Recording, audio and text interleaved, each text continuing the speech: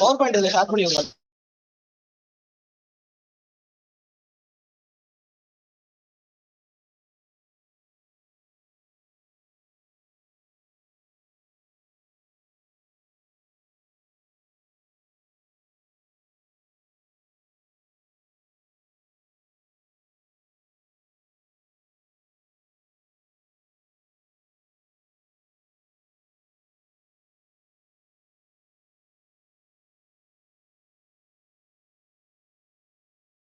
Proud and privileged to organize 5-day international workshop on research methodology, tools and techniques of thesis writing. We welcome you all for the day's event. A day without prayer is a day without blessing. We call upon Maulana M. Mohamed Ismail Riaz Hausi of 2nd MA History to recite 3 verses from Holy Quran.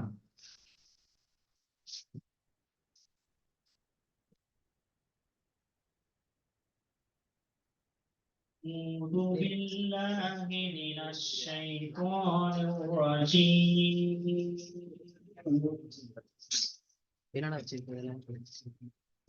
بفضل بسم الله الرحمن الرحيم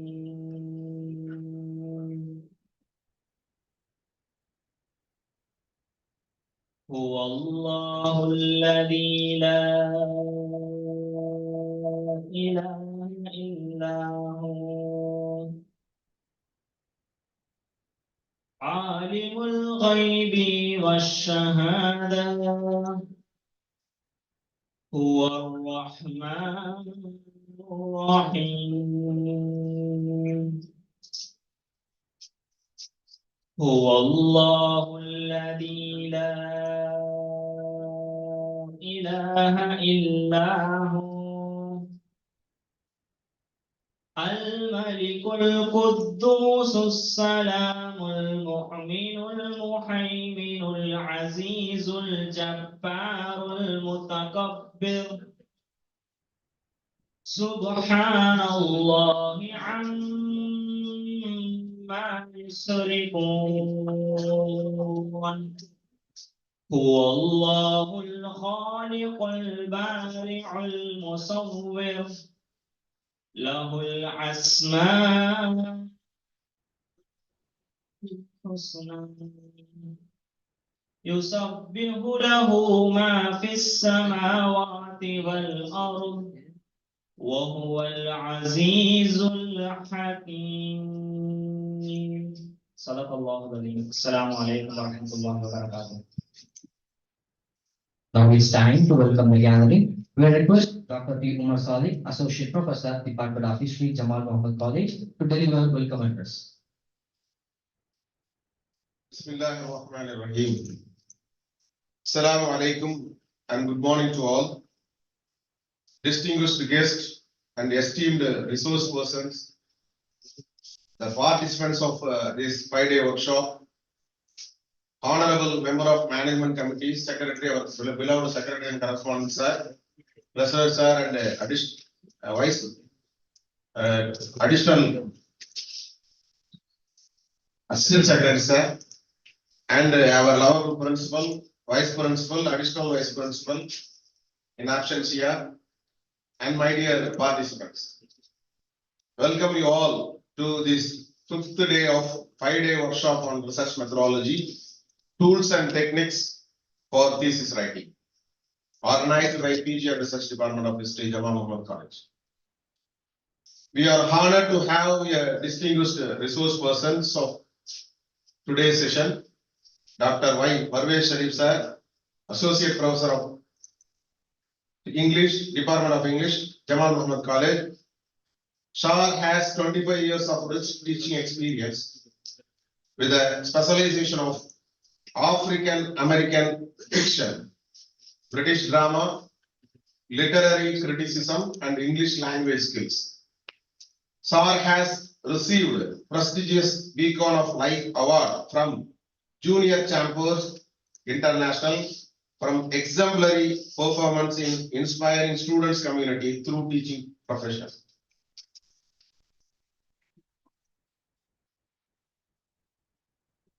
He held many administrative responsibilities in Jamal Mohammed College, including his tremendous service in internal quality assurance. Sir acted as a resource person in numerous programs and published research articles in national and international seminar and conferences. On behalf of the Department of History, I welcome you, sir.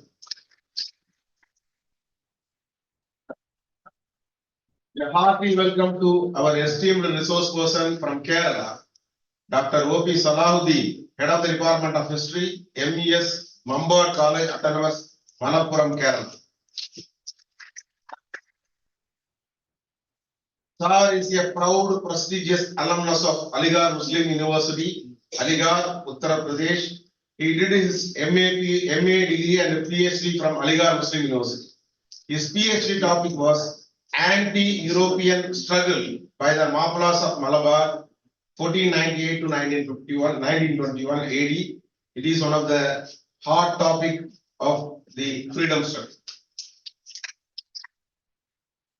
He has published 17 research articles in refereed journals, presented more than 36 research papers in international national seminars. Sir served as a principal in charge of MES Mannarkad College around 2 years. We appreciate your expertise and look forward to a joy of insightful learning, sir. Thank you for being a valuable part of this event, sir. On behalf of this esteemed institution and my own behalf and behalf of the Department of History, I welcome you, sir. It is my duty to welcome our Dr. Sayyid Ali Balsar, sir, the coordinator of Internal Quality Assurance Cell of Jamal Mohamed College. Welcome you, sir. On behalf of the department, I welcome you.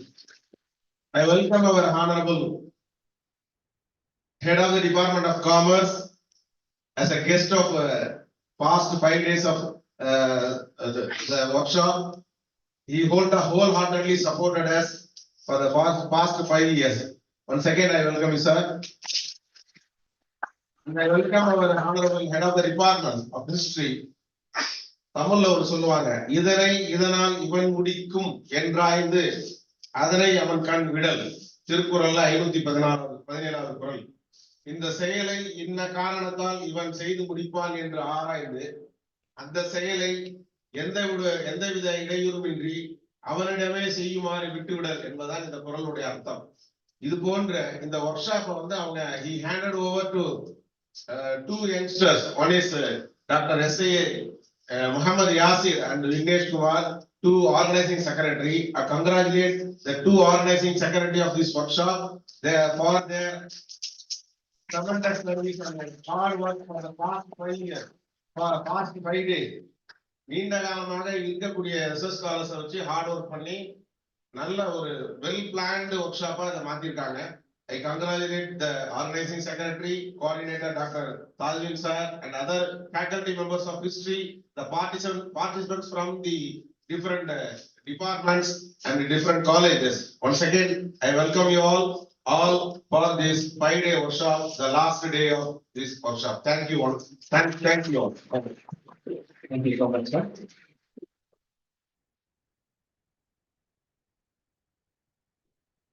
Now we request our respected coordinator of IPAC to felicitate the gathering. He is the seed and real factor for this international workshop. Over to you, sir.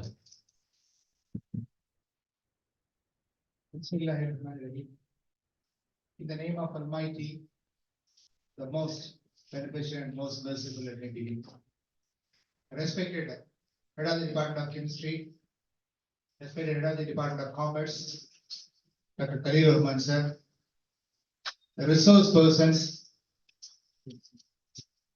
of this today's session, and the organizing secretary, convener, faculty members, research scholars, and my dear student friends. Very pleasant good morning to all. I am happy to be a part of this 5th day program. The 1-week workshop on research methodology, tools and techniques for thesis writing. I really appreciate the head of the department, faculty members, and the organizing secretary for organizing this faculty development program on this title.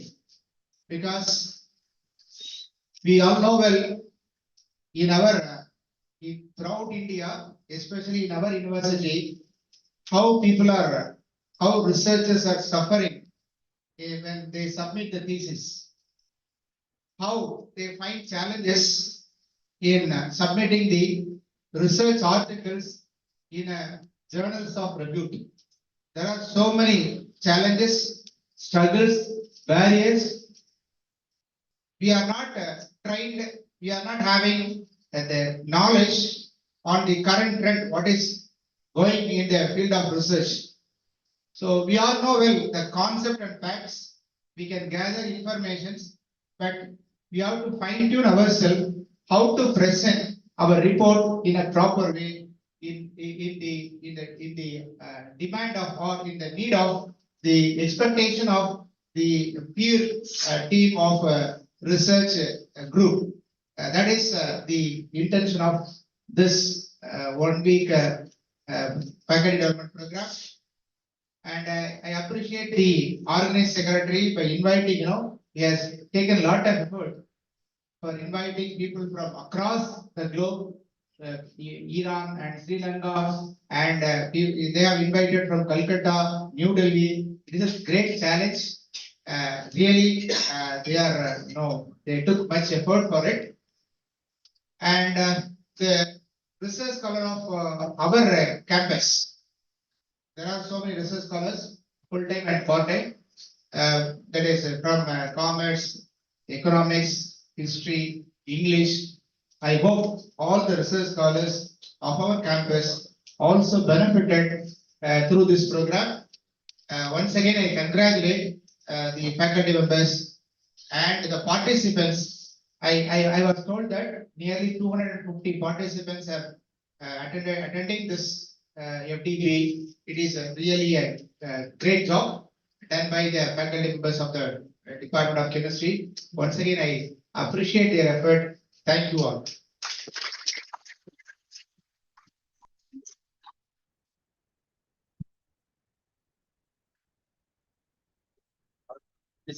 Now it's time to honor the guest.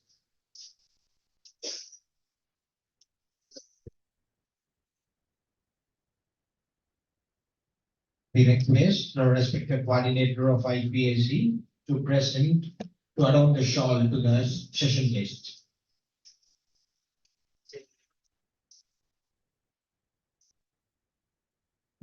Sir is adorning the shawl to the guest of first session, Dr. Parvesh Sharif sir, Department of English. I request the Department of Commerce to present a memento.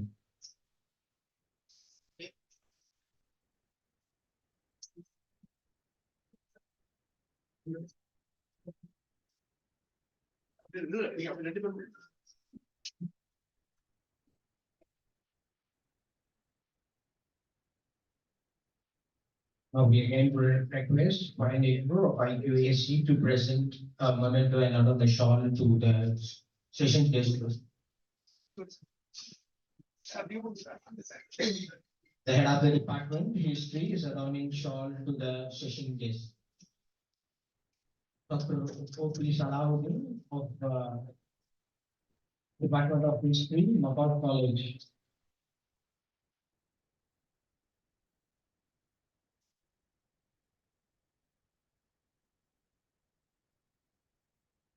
And Department of Commerce is presenting the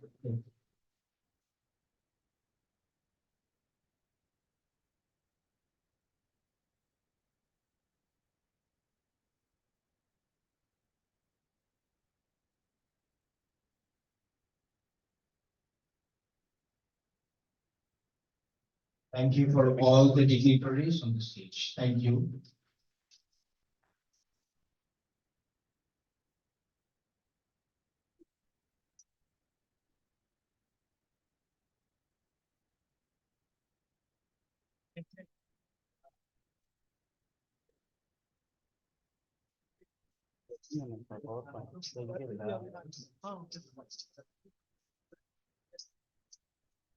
Can I access website from there? Okay.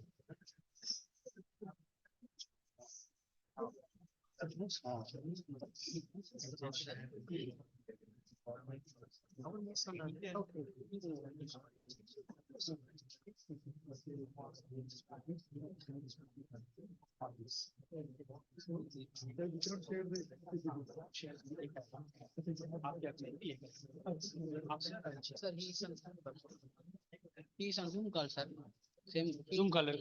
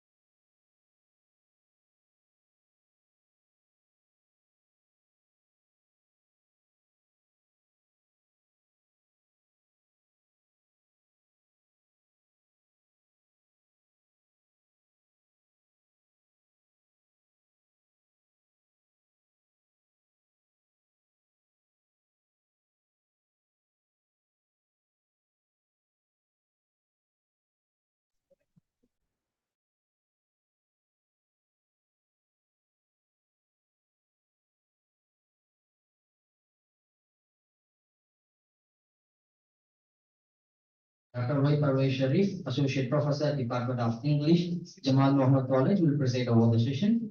He has a prodigious teaching and research experience for more than 25 years. He acted as a resource person for many programs. He has presented and published many papers in both national and international conferences and seminars. The Department of History feels a great pleasure in sharing the session with you, sir, and over to you, sir. Thank you, sir. Bismillah. Respected coordinator of IQAC, respected head of the Department of History, respected head of the Department of Commerce, and the next resource person, Dr. Safiullah sir, sorry, and Salahuddin sir,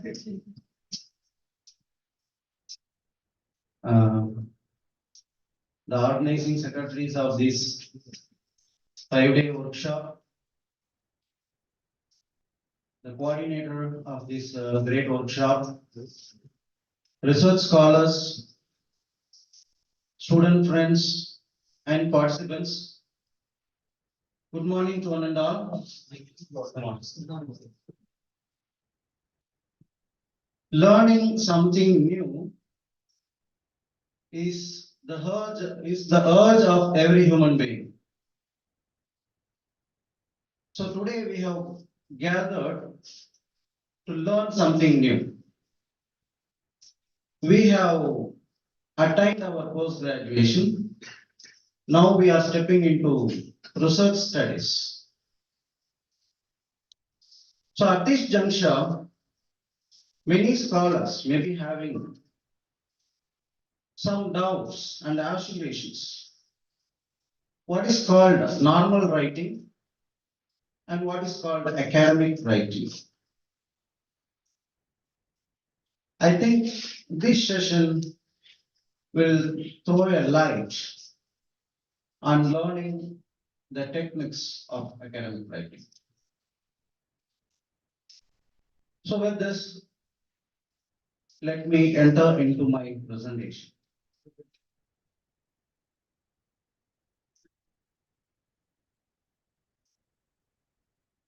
See, when you start a new work, the first and foremost important thing is you should have a positive mindset.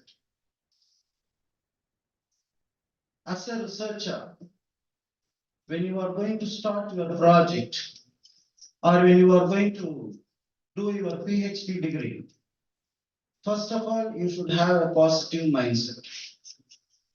There is no place for inferiority and other things.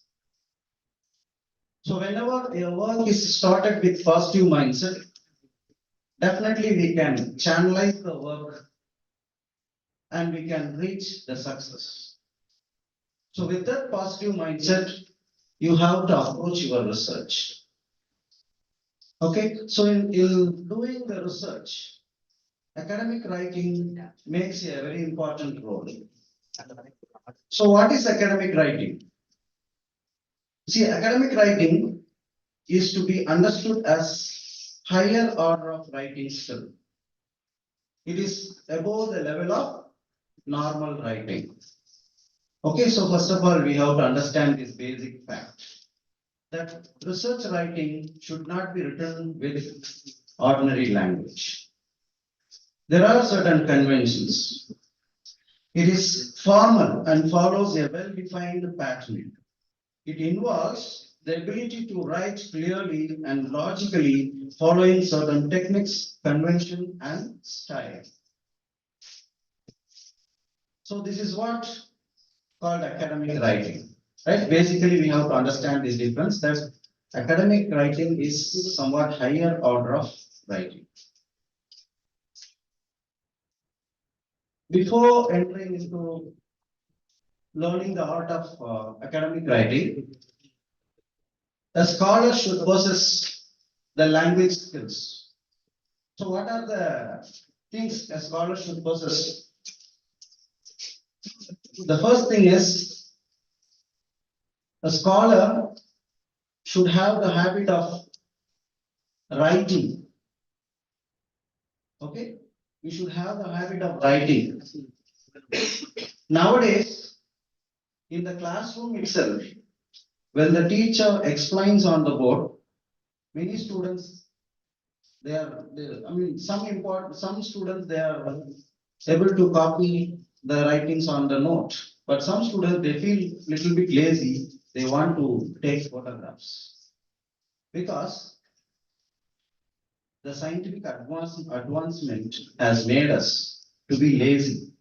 So when you avoid writing, then how can you improve your writing? So first of all, basic thing is we should have good writing habit. So start free writing.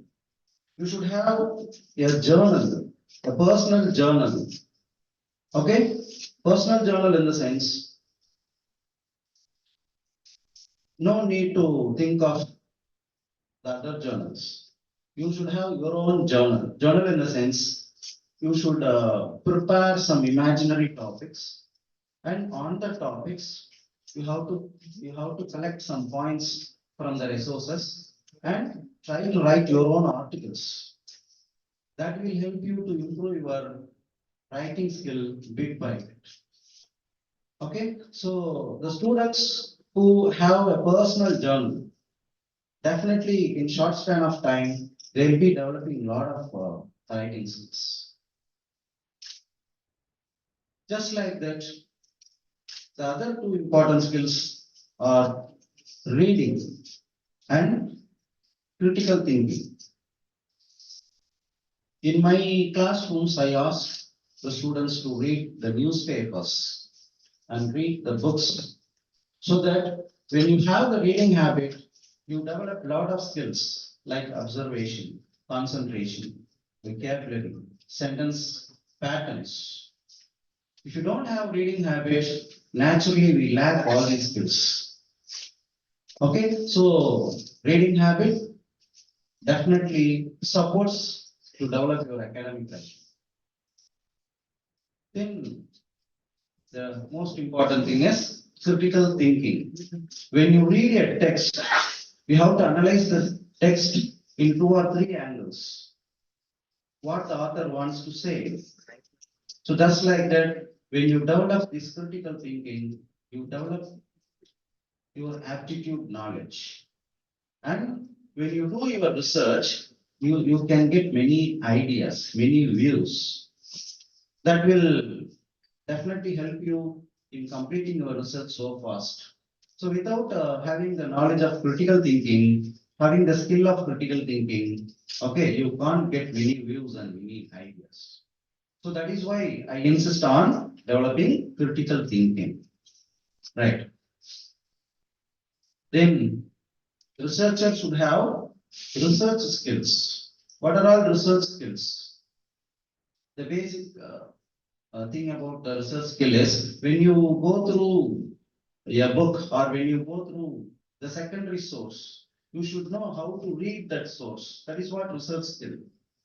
Okay, you should have one highlighter and a pencil with you when you start reading a book.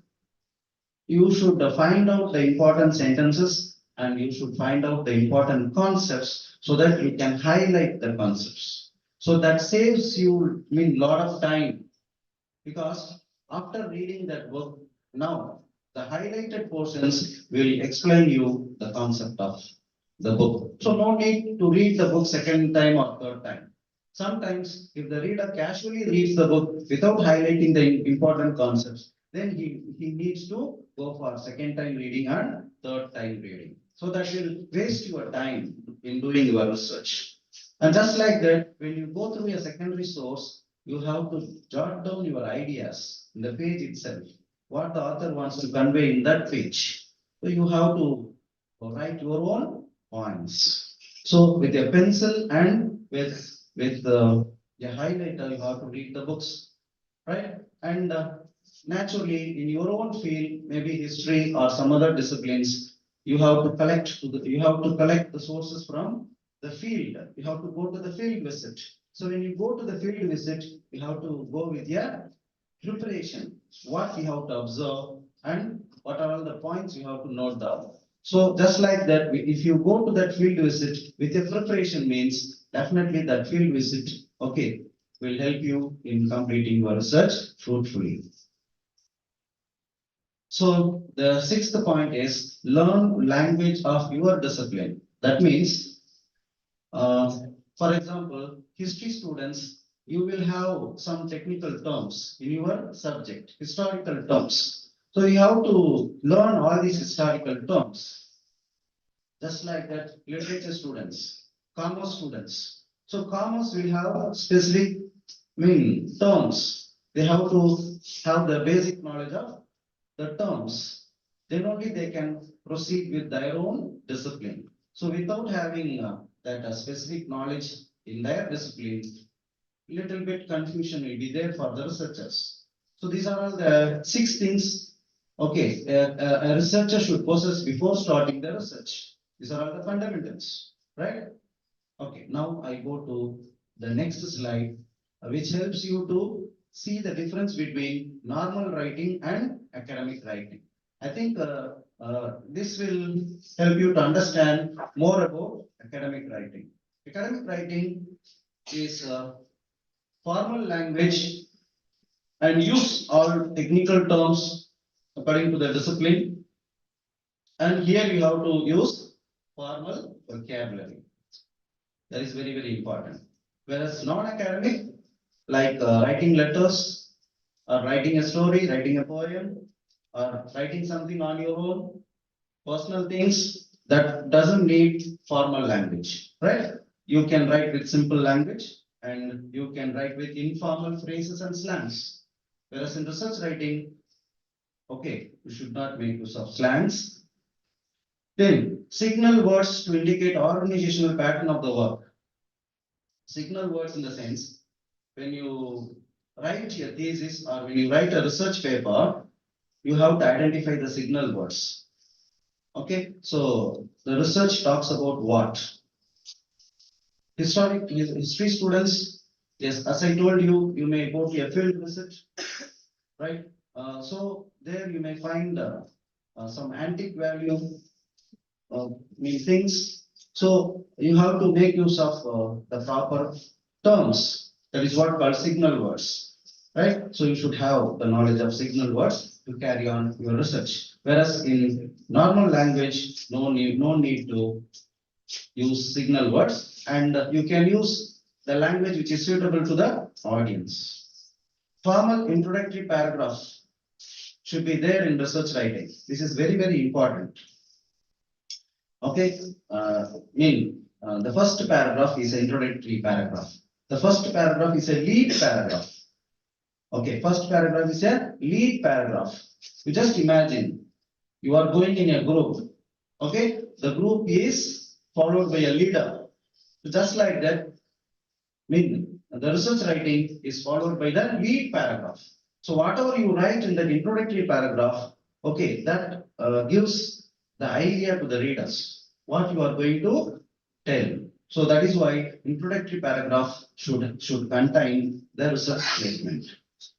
And body paragraphs are along with each sentence serving a specified purpose. Here also, okay, when you start writing your research article, okay, you should have a mind map, right? How that lead paragraph should be and how, the following paragraph should be. So something like that, if you have a mind map, then easily you can finish your research article. So what is the art of writing a paragraph? Right?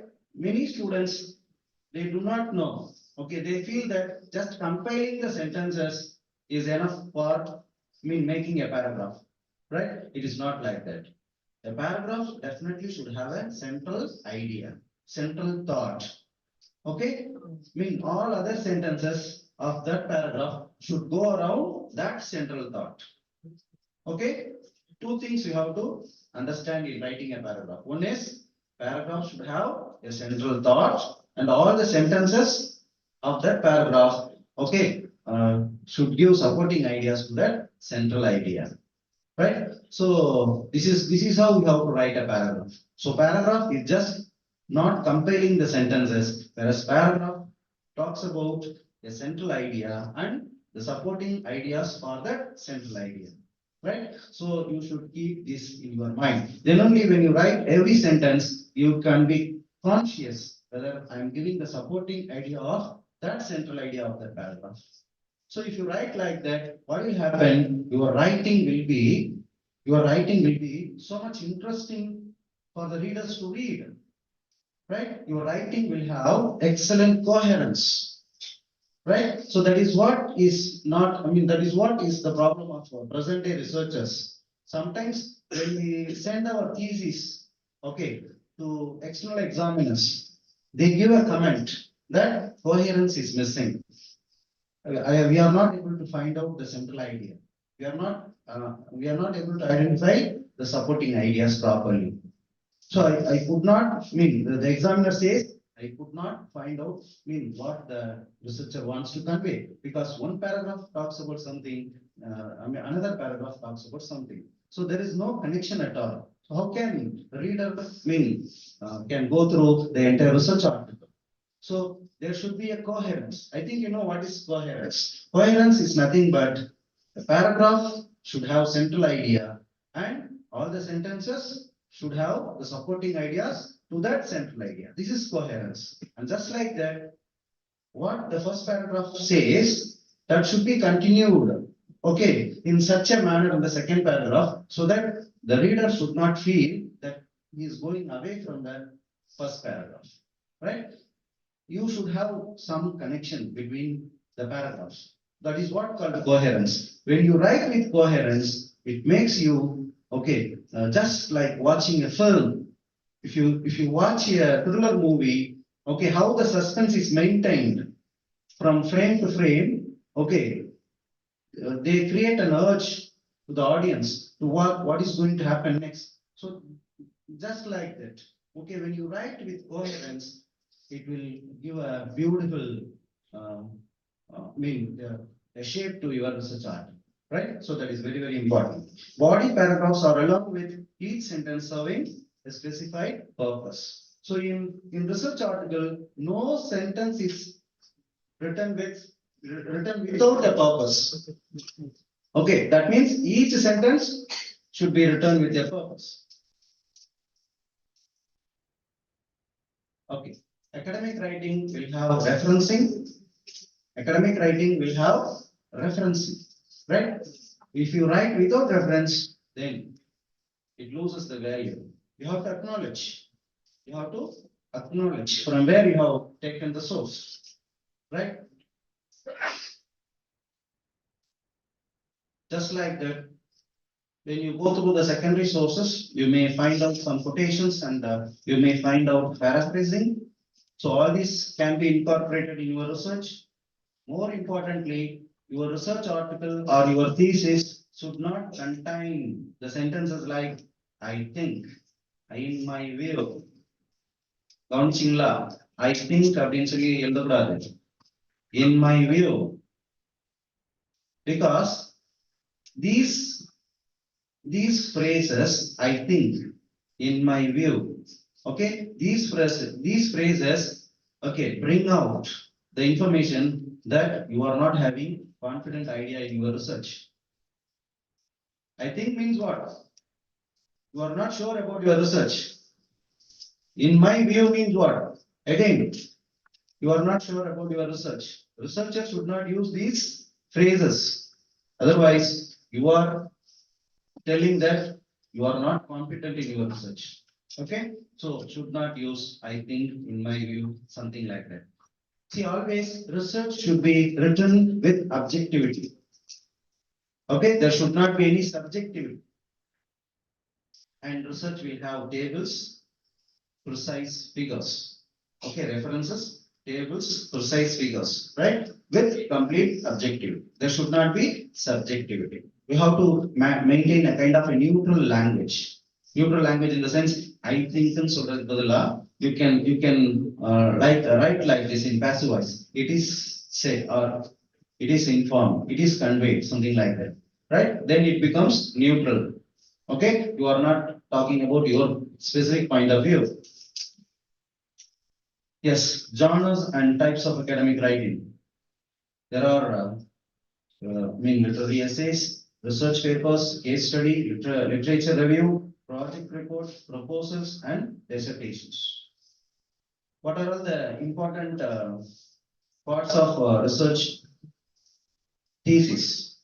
Literature review, methodology, discussion, and conclusion. You should have good discussion in your thesis. Okay, in the content chapter, you have to have a clear discussion. Then conclusion chapter, you have to you have to bring out the findings. And two types of documentation styles are followed. For humanities, MLA, we call it MLA, that is Modern Language Association, right? They are giving the proper research methodology, right? We have to follow that pattern. Just like for social sciences, APA, American Psychology Association. And we go to the next important part of this academic writing. See how language differs in academic writing. When you want to strengthen your point, you can follow these styles of writing. Expository. Expository means if you want to give, if you want to expose your point, you can follow the style of expository. When the readers of the research article, imagine, they happen to imagine your point of view. That means you should have given a clear description. So whenever you need expository, you have to use expository sentences. Whenever you need descriptive type of sentences, you have to describe. For example, I am just telling about the sunrise. I am using the word sunrise. Okay, can you imagine what is sunrise? If I write about sunrise, then I have to describe how the sun rises, okay, from the horizon. Okay, what happens on the waterscape of the sea? How the sun looks like. This is what called a description. So when you write with the description, the readers they have the advantage of understanding the context, understanding the situation. So sometimes we need the skill of expository, sometimes we need the skill of descriptive. And research writing is very much needed. This persuasive style of writing. What is called persuasive? Persuasive in the sense, the researcher should convince the readers that whatever, okay, you are telling is correct. That is what called persuasive. So all through your thesis, right from the first sentence to the last sentence, you should write in a way that you have to make the readers that whatever you are telling is correct. That is what called persuasive style of writing. Then next, analytical and critical, evaluative and narrative. Okay, then finally reflective. So these styles of sentences should be followed while you write a research article or your thesis. Okay, whenever you need expository, whenever you need descriptive, whenever you need persuasive, and whenever you need analytical type of sentences, and whenever you need evaluative and narrative, right, and reflective, right? So these sentences mean help you to differentiate normal writing into academic writing, right? So normal writing, no need to think of all these things. Just you want to convey what is happening in your mind, that's all. With simple sentences, you can convey your opinions. Now, so in the next slide, just I am explaining what is called narration. When you recount the incidents, history students, definitely you have to recount the years, you have to recount the incidents happened in the past. So in that case, when you recount, then you have to use the style of narration, right? So just like that description, okay? When you describe people, when you describe things, okay, you are going to a palace, you are visiting a palace, then you have to describe a palace, how the palace was looking like, how the palace, brings the picture of that particular society or that particular time, time period. So when you describe, then only the readers can understand. So through that, the structure of the palace, we can understand how was 18th century, how was 16th century, something like that, right? Illustration. Again, you have to support your arguments by giving a lot of illustrations. Illustrations, in the sense, supporting things. Okay, just explaining the view is not good. You have to support the view with some illustration, right? Division and classification. Sometimes research writing needs division and classification. If your research needs that, then you have to incorporate. Then process analysis. Okay, these are all the things which you have to mind while you write a research. Comparison and contrast. There may be a need for having a table, okay, for comparing and giving contrast. Cause and effect, definition, argumentation, and persuasion. So these are all the things which you have to incorporate in your writing style. Okay, I'm going a little bit very fast because we have other sessions also. Yeah, process of writing. Process of writing, formal, objective, and technical. These things you should have in your mind when you start writing a research. It should be formal, it should be objective, and it should be technical according to your discipline, right? And when you write every sentence or every paragraph, you should have this question in your mind. Okay, who is writing and why? Why I am writing? அப்படின்றது ஒவ்வொரு சென்டென்ஸ்லயும் நீங்க mind வச்சு why I am writing this sentence, what idea I am going to convey to the readers, right? So the educational level of the audience, we should also have the educational level of the audience. Okay, so when you have this idea in your mind, then you can use such vocabulary so that the readers, they don't feel difficult in reading your research articles. Then academic writing is structured like introductory paragraph, body paragraph, concluding paragraph, right? Introductory paragraph, definitely we will have introductory paragraph in every chapter, and we will have concluding paragraph in every chapter. Introductory paragraph should lead your ideas, concluding paragraph should bring out your findings, right? So that's the difference between introductory paragraph and concluding paragraph. And body paragraph should discuss what you want to say. So in a logical manner, you have to arrange your paragraph. What should be discussed? in the first and second, third, like that. You have to arrange the paragraph so that your writing should have a clear logical idea. So otherwise, each paragraph will be disconnected. Then the readers will find it difficult to understand the concept. Process of writing again continues. Just, that's what I have explained here. How should write the introduction paragraph, right? Introduction paragraph invites the attention of the reader. So you have to give vital background information and present your thesis statement in the introductory paragraph, right? You have to present thesis statement. I think you might have learned from the research methodology what is called thesis statement. Then the purpose of body paragraph is to present one idea. So this is how you have to conclude your thesis. And the last point is very important. The thing is, you should not make use of judgmental, vague, broad, dogmatic, categorical, overstated statements as your thesis statements. உங்களோட thesis statementsல ரொம்ப over judgmental இருக்கக்கூடாது, வேகாவும் இருக்கக்கூடாது, broad, it should not be broad. Always thesis statement should be specific, right? Dogmatic, categorical, and overstated statements. These statements should be avoided. Then audience. Okay, when you think of academic writing, you should think of the audience because you are writing a research article or you are writing thesis. So that means it is going to be read by scholars, right? It is going to be read by scholars. So in that way, you have to have the audience in your mind.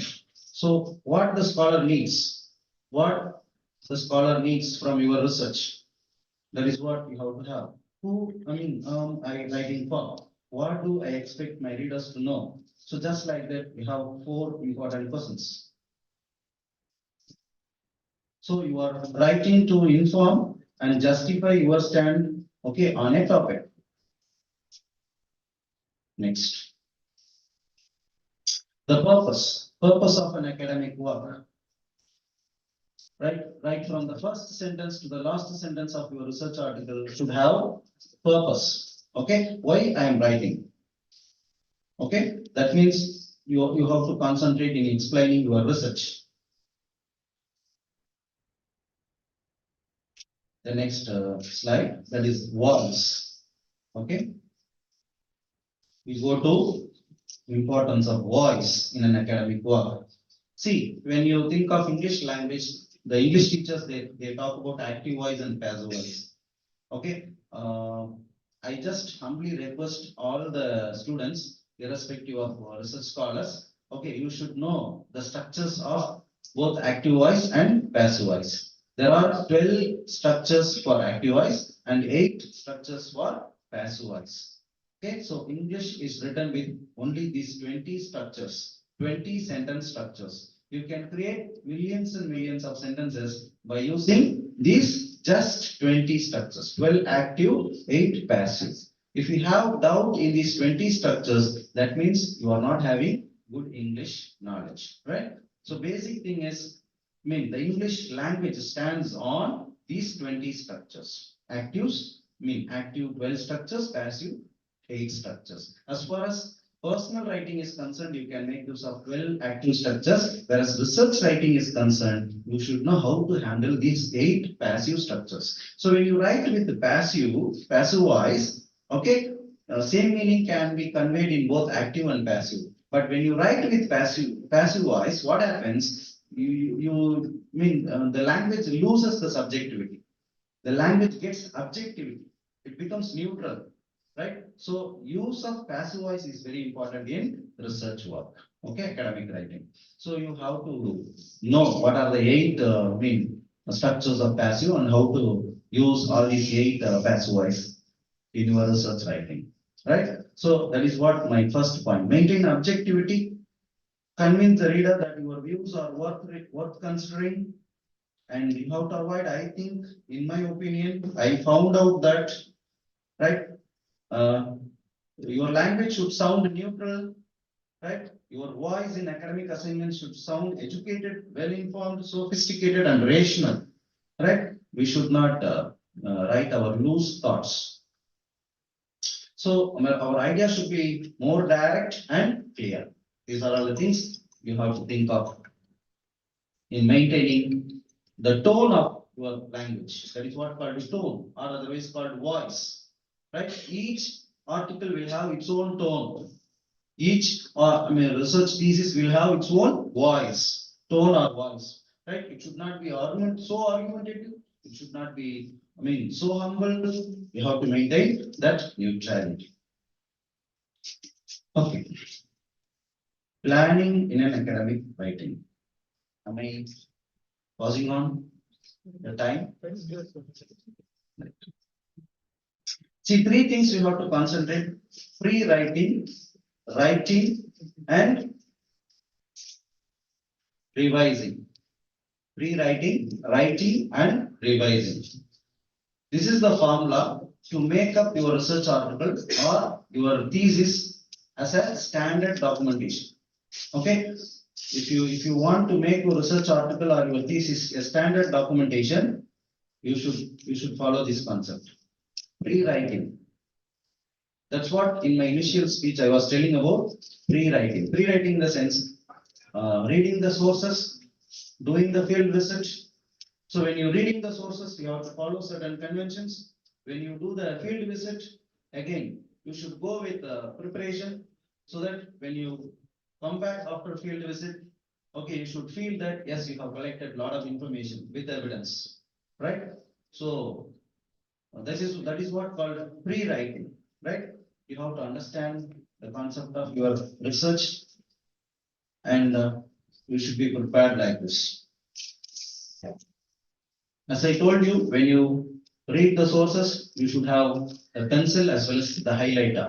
Highlighter to highlight the important concepts, ideas, and pencil is jot down the important views. Okay. Once you have completed reading of the source, you will, forget the views. Then and there you have to note down the views. Then writing. Second step is writing. Frame the thesis statement and list the main points. Draft the introductory paragraph properly. And draft the body paragraphs with supporting points. And draft the concluding paragraph. This is what called writing. And revising is very, very important.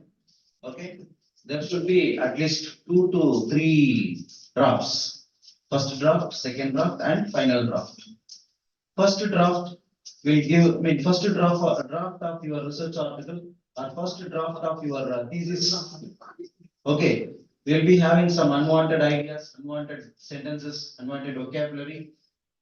You have to revise it. When you revise it, or when you read it again, you can find it out that these sentences are necessary, not necessary. These words are not necessary, something like that. You can eliminate and you can fix good words, proper words. So that happens in second revision and third revision. So you can refine your article. So revision is very, very important in research. You should not stop only with the first draft. That will be having a lot of problems, right? So pre-writing, writing, and revising. See, when you have these ideas, naturally, writing a research article or writing a thesis will be just like tasting an ice cream. Okay, so with positive mindset, if you approach the research writing, you can feel this that you are tasting an ice cream, because you will be having kind of fulfillment that you have written standard sentences, you have conveyed your ideas, you have done a meaningful research, original research, something like that. So vocabulary for academic writing. So ensure that vocabulary is suitable for the purpose. That is very, very important.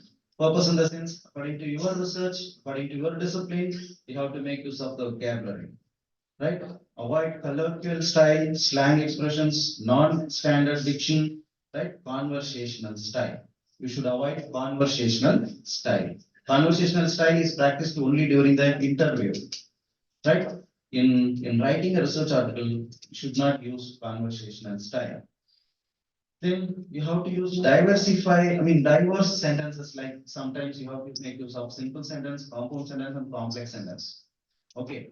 The whole article should not have only simple sentences. There are three types of sentences in English, you know that, simple, compound and complex. Okay, you might have studied in your 9th standard, 10th standard, otherwise, you can again go through your grammar and you can learn the three types of sentences. Okay, so that makes your writing interesting. And while you revise, you have to check for redundancy. Redundancy means whether you are repeating the ideas in some paragraphs or some chapters. So repetition should be avoided. Otherwise, your research article or thesis will become sluggish. Okay, so you have to maintain a kind of suspense. When you maintain a suspense, okay, there should not be repetition. Sometimes without our knowledge, if you are not careful, repetition happens. So we have to be very careful about that repetition. Then use parallelism, maintain the tense, very, very important in academic writing. Right? When you are talking about past incident, you can make use of past tense. But when you are discussing a general idea, you have to use present tense. You should not mix up present tense and past tense in the same sentence. A sentence should have only one tense. Present means, if you start with present means, you can make use of 4 present structures. Right? You should not go to the past. Right? In the next sentence, if it is about a past incident, you can go to the past. But in same sentence, you should not mix up with 2 different tense forms. Present and past, right? So you have to maintain the tense. So maintaining tense is nothing but for discussion, general discussion, use present tense. To convey a past incident, you can use past tense. Then remove the weak phrases, use strong phrases instead, right? That means what? While we are talking with others, we sometimes use weak words. So we have to realize that this is a weak word. Just like that, while you are writing academic article, you have to make use of strong vocabulary. You have to replace the weak vocabulary. Then the next important topic comes punctuation.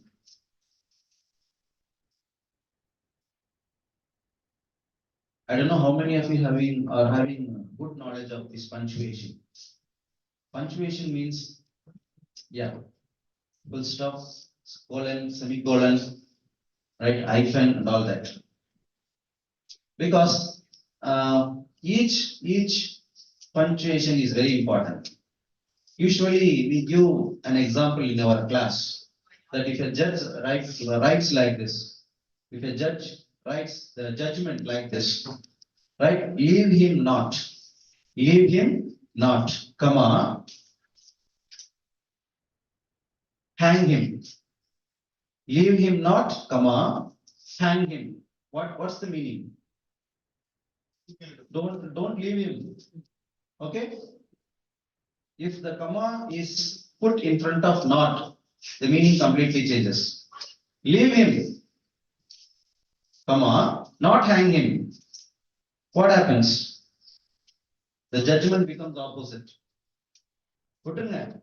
Okay? You should not hang him. So if the judge write like this, uses the comma in a wrong place, what happens? The judgment itself becomes opposite. So that is what the importance of punctuation in research writing also. So you should know where to use comma, where should use full stop, where to use semicolon and all that. Right? So I have given a list of the punctuation marks. So punctuation brings accuracy in writing. Punctuation helps to convey the message clearly, right? And punctuation strengthens your argument. These are all the benefits of punctuation. We think that punctuation is not at all necessary, but punctuation has got its own importance. So it emphasizes the major idea, and wrong use of punctuation makes the idea vague and complicates meaning. Think about the last point. Wrong use of punctuation makes the ideas vague. That means readers could not understand. The language will become vague and it complicates the meaning. Sometimes when we read newspaper or sometimes when we read a book, we also face the same situation. What the author wants to convey, could not understand. It is because of not having proper punctuation, right? We should know. So comma, I have listed out how to use comma. Okay. Comma after certain introductory words and phrases. Okay, when you introduce a word or when you introduce a phrase, you have to use comma. Right? To separate words and word groups and use a comma to separate two adjectives. Okay, adjectives. When you use a descriptive language in your thesis writing, you need lot of commas because you describe with adjectives. Adjective words are used to describe things, right? So independent classes can be distinguished by using comma and again quote, nouns, right? Interrupting words, expressions can be distinguished by the use of comma, right? Semicolon. Use a semicolon to separate two sentences. Okay, when there is no coordinating conjunction such as and, but, or, nor, for. In the conjunctions இல்லாம ரெண்டு sentence நீங்க separate பண்ணணும்னு நினைச்சீங்கன்னா you have to use semicolon, right? You know what is semicolon? Okay, the symbol is there. So without connecting words, if you want to separate the sentence, use semicolon. So just like that, separate items in a series. Semicolon also can be used to replace a period. Period in the sense we call the full stop as a period. Okay, full stop is given to give a pause between two sentences. So because it gives a pause for a while, it is also called period. Okay, so it is normally we know that it is a full stop, but there is another name for full stop, that is a period, right? Because it gives a pause between sentences. So that meaning could be understood clearly without any confusion. Then colon, to introduce a series of items in a list, to introduce explanations, to begin or introduce a quotation, to separate two independent clauses where the first introduces or explains the second. I think I'm going more technical, but after this session, you can think of all these points. And when you read, you have to consciously read. When you write, you have to consciously write. Then it will become a habit for you. For some days, you have to do it consciously. And after that, it will become habit. No need to do consciously, right? கொஞ்ச நாளைக்கு கான்சியஸா நம்ம பண்ணணும், அப்புறம் அது habit ஆயிடும். Your language நீ எப்போ எழுதினாலும் கரெக்டா நீங்க பஞ்சுவேஷன் போட ஆரம்பிச்சிருவீங்க. So that is the tactics are that is the very important factor, right?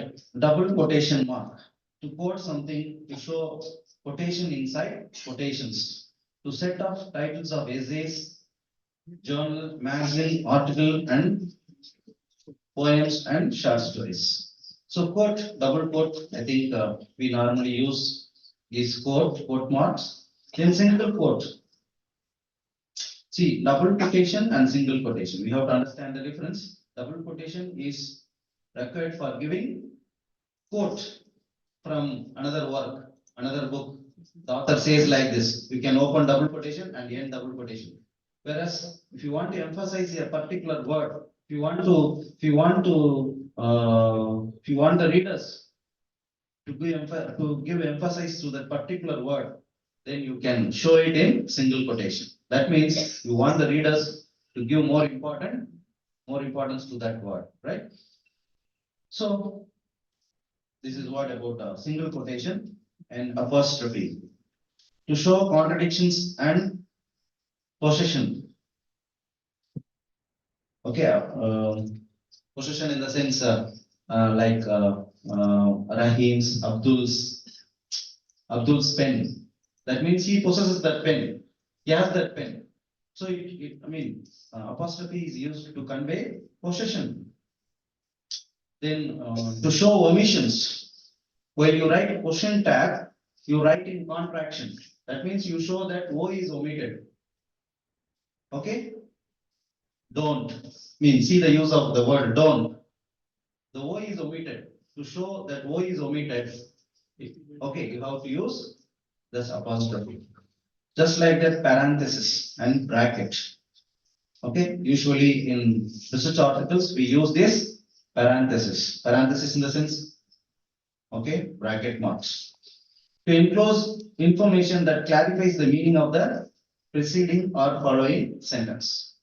So usually in research article, we give the documentation in parenthesis. Like I have seen this or this word or this phrase in this page of this book. So we have to give the page number in parenthesis. So brackets are used to insert a clarification, a translation, parenthesis within parenthesis, a change in capitalization. Then dash.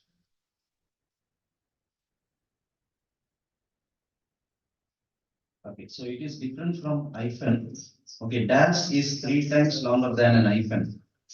Dash on the hyphen money 3 times no. It is different. If it is different from a normal hyphen, right?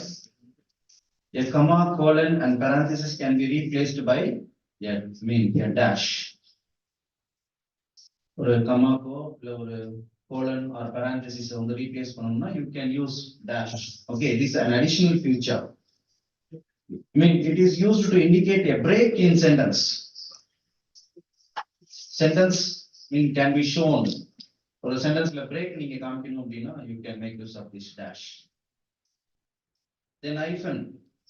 Put the hyphen between 2 parts of a compound word.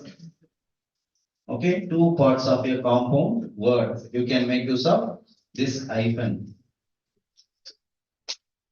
Insert a hyphen before a suffix or after the prefix.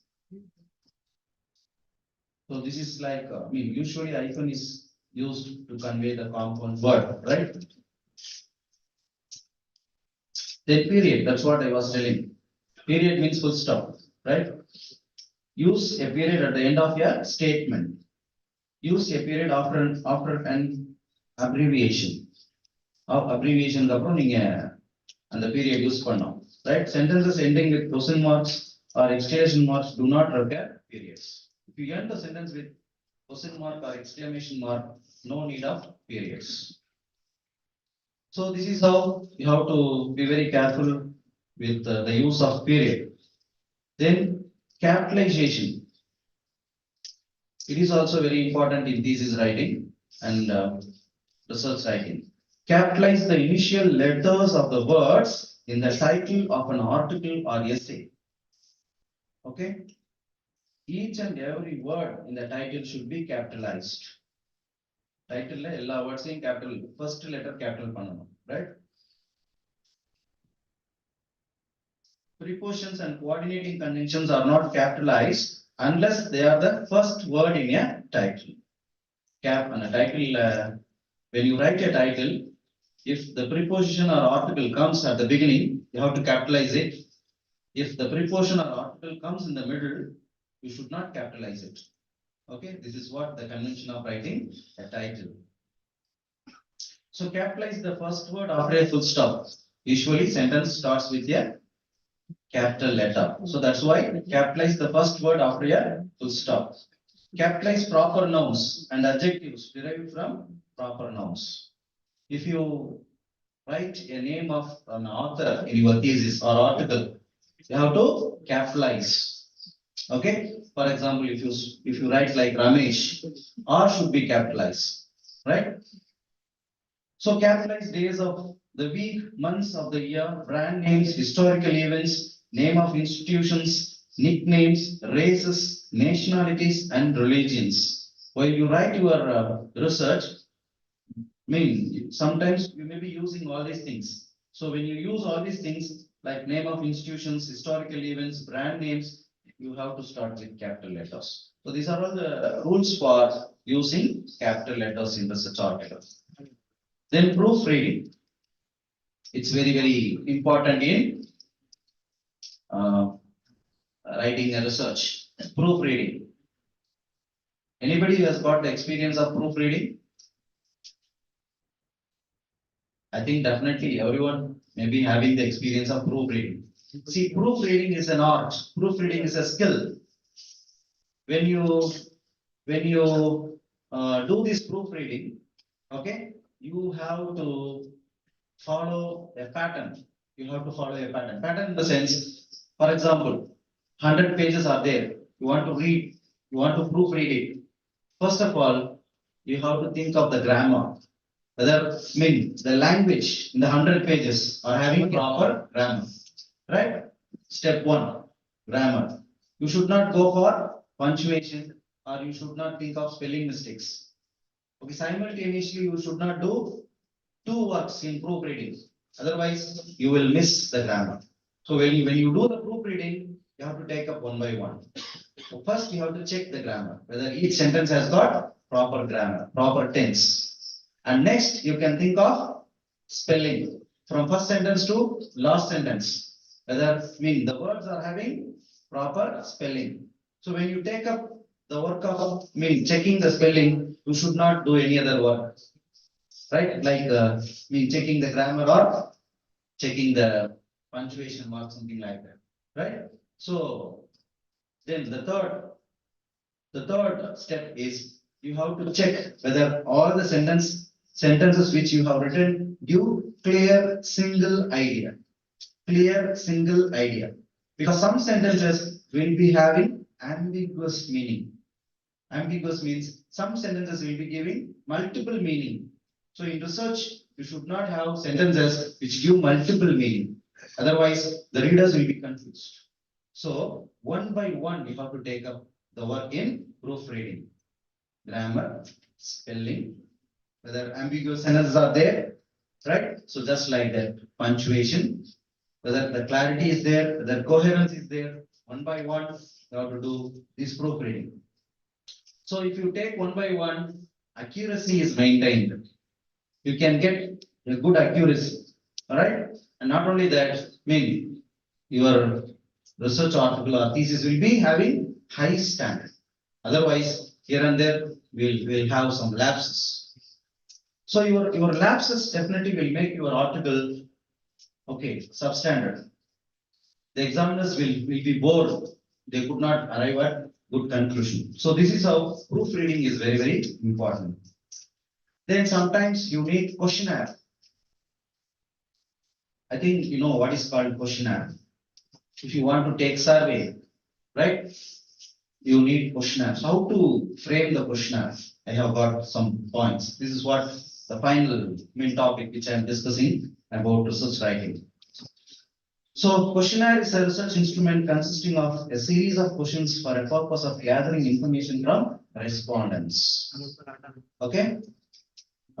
History people, even literature students, commerce students, mostly commerce students, they use questionnaires to collect information from the people, right? So how to prepare a questionnaire? There is a system. It can be thought of as kind of written interview. A written interview, right? Questions, answers, just like that. There are two kinds of questions used in questionnaires. Open-ended question, closed-ended question. Questionnaire. Open-ended means you are allowing the participant to give his point of view. Whereas closed-ended question means you don't allow, okay, the participant to take his own choice. Okay, you are giving 4 choices. He has to give answer within the 4 choices. That is what called closed-ended question. Right? Sometimes open-ended questions will be also needed. Sometimes closed-ended questions also will be needed. That depends upon your research. So advantages of questionnaires. The important advantage of questionnaire is you are having the proof, right? You have collected information from these number of people. அவங்க சொல்லியிருக்காங்க அப்படின்னு சொல்லி உங்க கையில proof இருக்கும். So research needs proof. To tell a truth in a strong manner, it needs proof, right? So questionnaire is a big proof for you. There are a lot of advantages for questionnaires, right? Effective method to get an opinion from large number of people, and question responses can be highly defined, specific depending upon the type of questions asked in questionnaire. Right, so these are all the important aspects of questionnaire, right? Because we are having another session. I think now you might have got some idea about research article or thesis writing, because it is very much difficult to convey all these points within 1 hour. It needs a semester to explain with evidences, with examples. Each point which I have conveyed to you can be explained in a broad manner with citing examples. Then you will understand clearly. But anyhow, I tried my best in putting all the points about research article and thesis writing. You might have got some overall idea, but definitely it will help you to go long way in your research. The very simple thing is positive mindset, right? A clear idea how you are going to write your research article, research paper, maintain coherence, give proper introductory chapter, introductory paragraph, give proper conclusion paragraph, use proper vocabulary.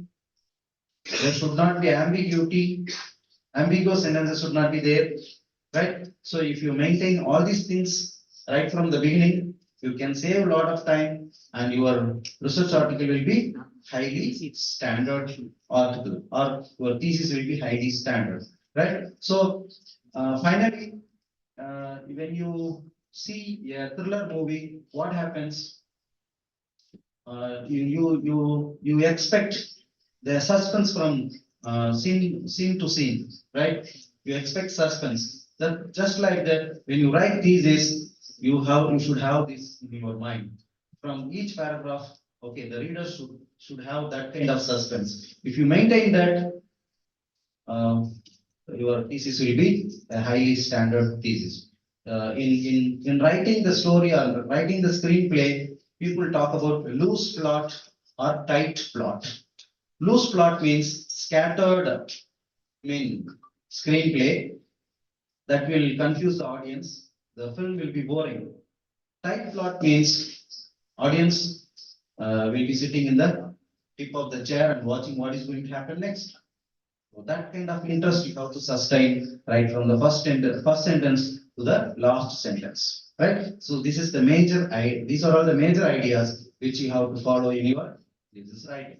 So it's a big opportunity for me to participate in this 5-day workshop. I thank the organizers, particularly the head of the Department of History, okay, for considering me as a resource person for this international workshop. And I also thank the coordinator, organizing secretaries, and definitely I should be very thankful to the participants, because with lot of active listening, you have participated. So I'm very thankful to you. Thank you. Thank you, sir. The Department of History is enlightened to share with you, sir. Thank you, sir. Now we call upon Arabic students of our Jamal Mohamed College to sing the nasheed.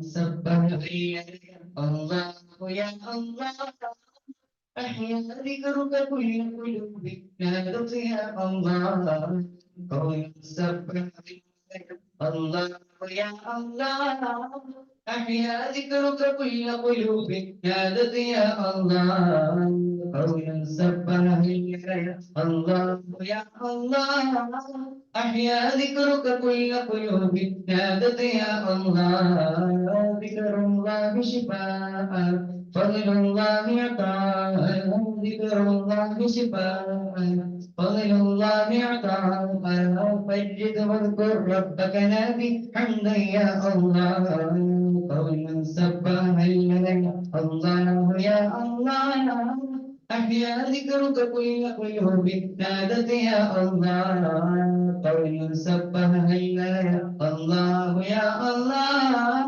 أحيا ذكرك كل قلوب نادت يا الله ذكر الله شفاء فضل الله عطاء ذكر الله شفاء فضل الله عطاء فاجد واذكر ربك نادي حمدا يا الله قوم سبحا يا الله يا الله أحيا ذكرك كل قلوب نادت يا الله قوم سبحا يا الله يا الله أحيا ذكرك كل قلوب نادت يا الله قوم سبحا يا الله يا الله أحيا ذكرك كل قلوب نادت يا الله محمد نور القلب ضياه يا أنيس البجدان محمد نور القلب ضياه يا أنيس البجدان بك الإله أتم هداه يا سفير الرحمن الله الله بك الإله أتم هداه يا سفير الرحمن محمد نور القلب ضياه يا أنيس البجدان محمد نور القلب ضياه يا أنيس البجدان بك الإله أتم هداه يا سفير الرحمن الله الله بك الإله أتم هداه يا سفير الرحمن ذكرك يجلو الدنيا صفاء ويزيل الأحزان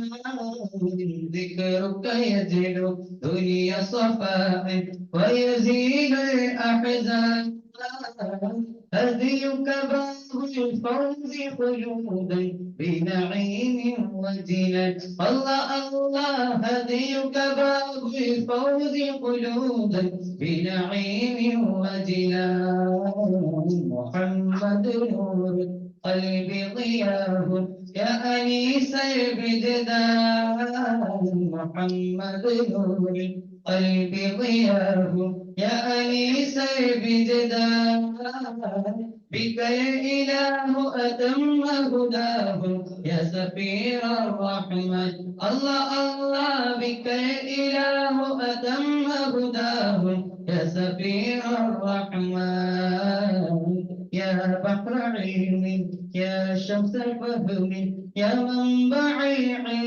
العرفان يا بحر علم يا شمس الفهم يا منبع العرفان صلى عليك الباري صلاة تزهو بها الأكوان الله الله صلى عليك الباري صلاة تزهو بها الأكوان محمد نور القلب ضياه يا أنيس البجدان محمد نور القلب ضياه يا أنيس البجدان بك الإله أتم هداه يا سفير الرحمن الله الله بك الإله أتم هداه يا سفير الرحمن محمد نور القلب ضياه يا أنيس البجدان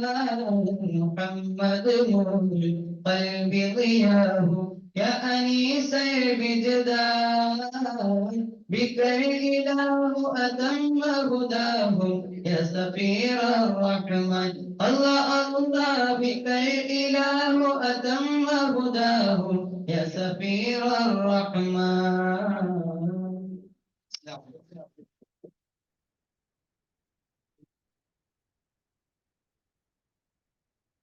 Thank you, students, for your sweet and soothing performance. Now it's time for technical session 2. Research paper writing, citation, reference management tools, and plagiarism. Dr. O.P. Salahuddin, Head, Department of History, MES Mankar College, Autonomous, Malappuram, Kerala, will preside over the session. He has an enormous teaching experience of more than 21 years. He has published 17 papers and presented more than 35 papers in both national and international forums. His areas of interest are medieval history, art and architecture, science and technology, educational technology, and tribal studies. He is a life member of Indian History Congress and South Indian History Congress. The Department of History has immense pleasure to share the session with you, sir. Over to you, sir. Great, sir. Yeah.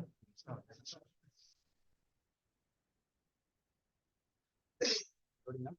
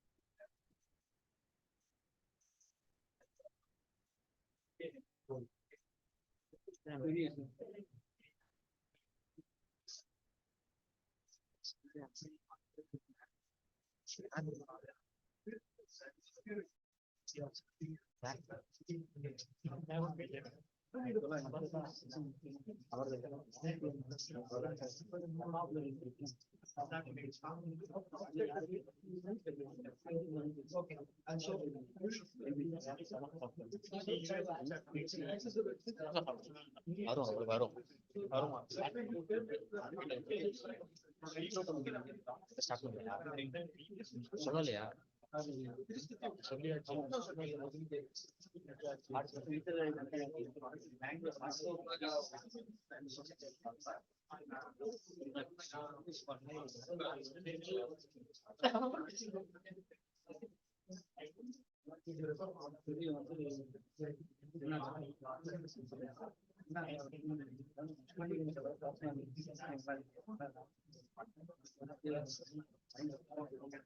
Participants, please wait for some time. The session will start shortly.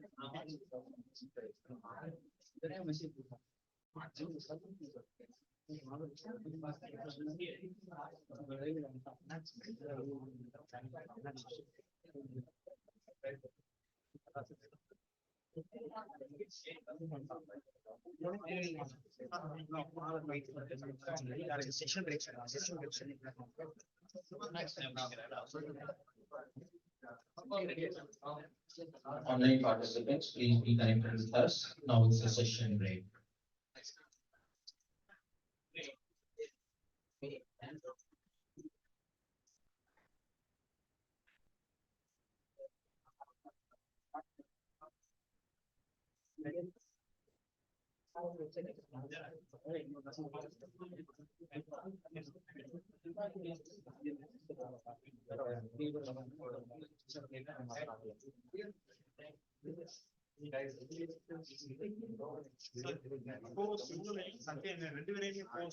Sanjay post அவரு ரெண்டே doctor CC இன்னொன்னு Sanjay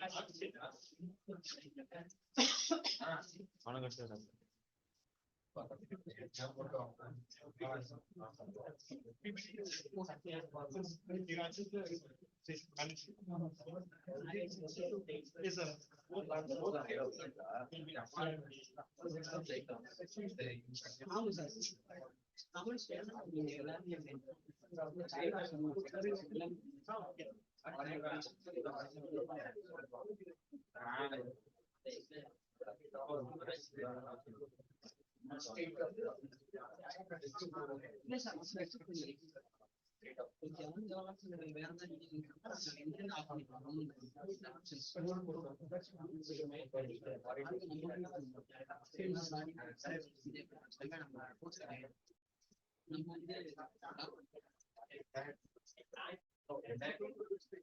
voice விளையாடு முன்னாடி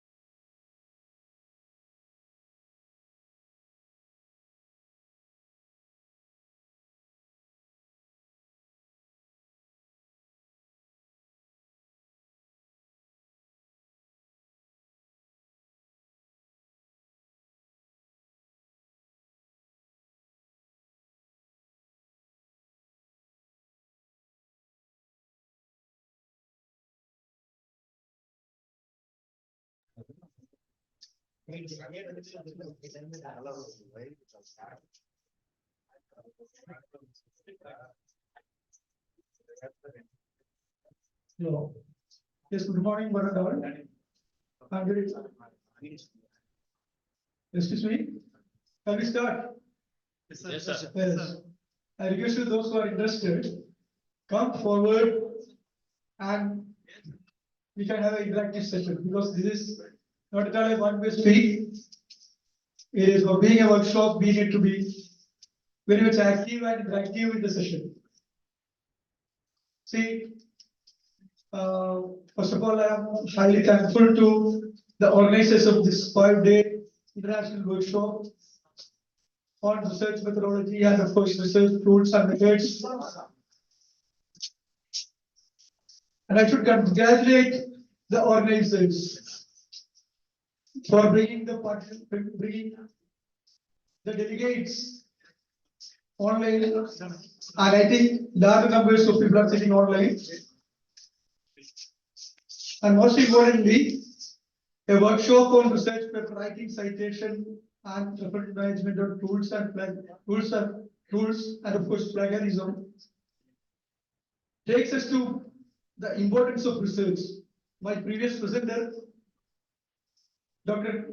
Y. Parvez Sharif sir, already been described the writing style.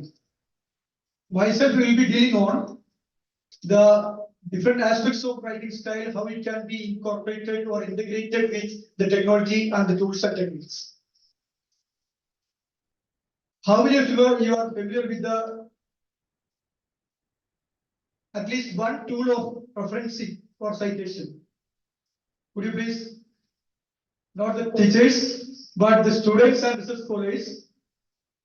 I welcome the responses from the students and research scholars. How many of you are familiar with one or two, at least one tool for referencing and citation? So that I can begin from the very beginning itself. I can start with the very beginning, very preliminary things. Otherwise, I will go directly with that of my own presentation. We'll have some basic idea through. Dear friends, is there any tool familiar with you for referencing and citation for academic writing? So I very diligently speak on this type of writing style in academia. Okay? No. See, what is citation at first? What is citation? Otherwise, what is referencing? Have you heard of footnote? So I was saying about footnoting, the importance of footnoting in research papers and academic writing. Otherwise, it won't be considered as an academic writing. Have you never seen a footnoting, or have you seen bibliography? Here, have you seen bibliography? Okay, let's start with all these things. So, yeah, sorry. See, I write this thing very introduction for what is citation and referencing tools and an overview of the citation style. There are n number of citation tools available. Some of them are paid, some of them are free of work. And what are the benefits of using these citation tools and reference management tools? And one prominent and widely used and free referencing tool and citation tool that is of Mendeley. And the comparison, a small comparison between the available four important citation tools, that is Mendeley, then EndNote, and other things. So here, coming to the directly,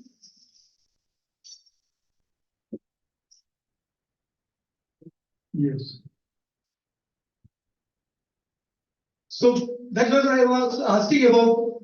Why citation? Why reference? So that's very clearly told that it is necessary for making authentic on our writing. Without a citation, without a referencing, it will not be accepted in academia. So that is a thing, that is everything what we are read, what we are quoted, what we are took the idea that should be stated very clearly. That is, we used to say the citation. So I told you there are different different citation styles, as rightly mentioned by our sir, professor.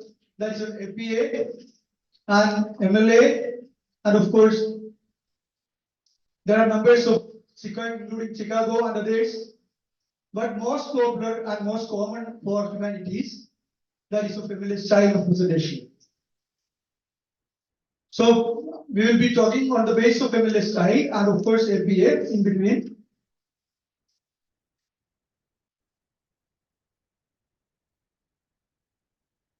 See, these always, if you look into the advantages of this collecting or using the citation tools, it will definitely give you very easy in collecting the bibliography information during your research. First of all, you have to understand what is bibliography basically. The things we read are being selected on in an alphabetical order at the end of our thesis, our writing, and everything. So here, there is one important thing: the citation tools and techniques that helps us to organize the sources automatically in folders. Also, it will be helping you to tag your references. Why that is called cite while you write. This is the term used for online citation, that is cite while you write. So this is the most important thing that helps us to collect, organize, and save, and of course that would save our time of research. Most importantly, after the collection of these things, it will help us to format the citing sources, and most of of course other thing that is, this is available online and there is no worry on retrieving these ideas or means these references which would be collected during our process of research.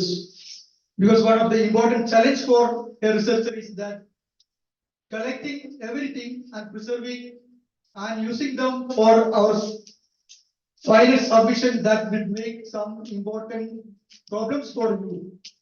Those who are doing research, they will be facing the problem. That is, they read many things, but they won't be able to cite that reference in accurate and in its proper way while submitting the paper or thesis. And supervisors may ask for bringing the exact sources of your reference. And you see, there is a, most importantly, there was a tradition of collecting the sources in research card. Have you heard of research card? Dear students, dear scholars, have you heard of research card?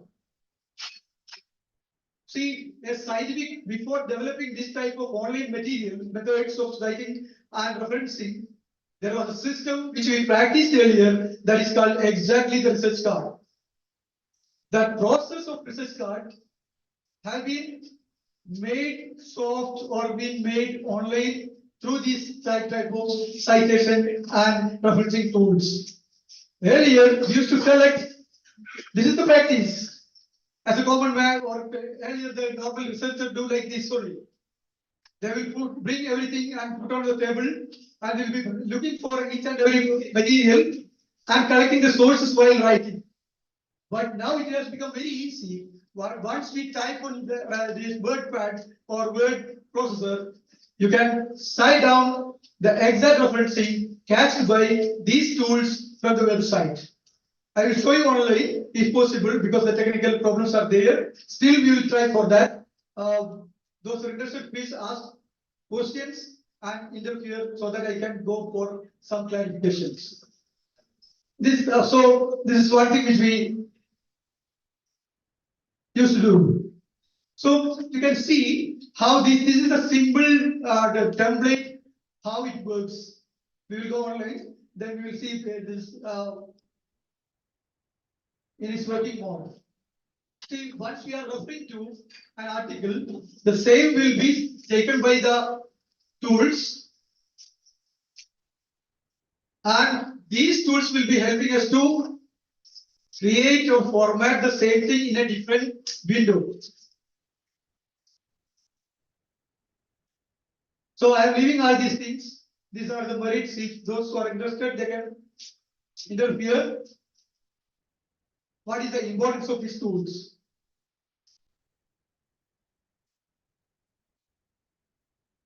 No doubt it saves time.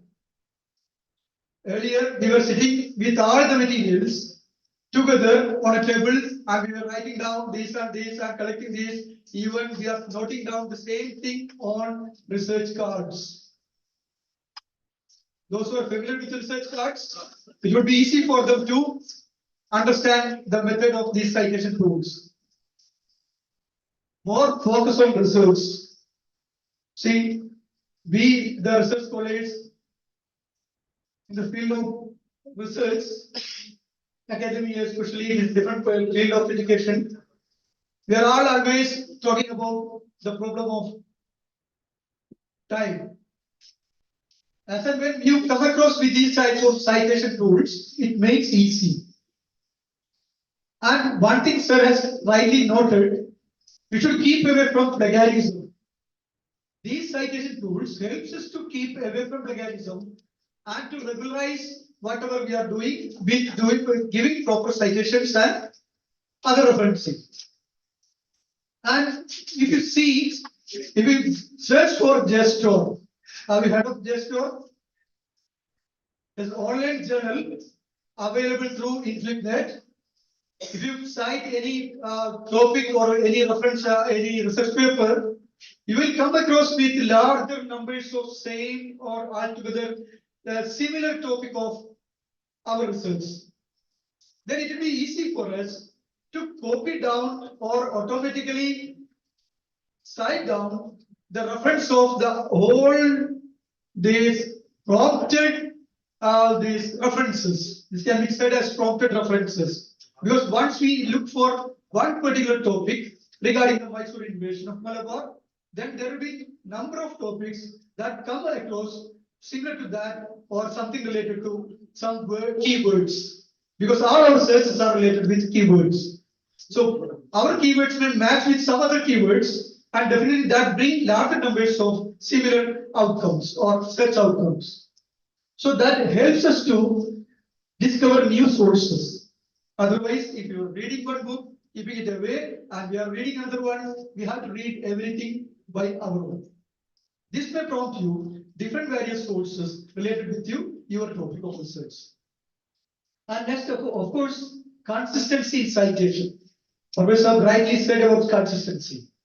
Keep consistency in your writing throughout your document. Otherwise, it would be considered as illogical or less comprehensive or even not at all accepted in the academia. Our supervisors or our evaluators may cite down some noting on that. So my says that consistency must be there and these tools provide consistency. And collaborate and share. See, we are all working across the globe.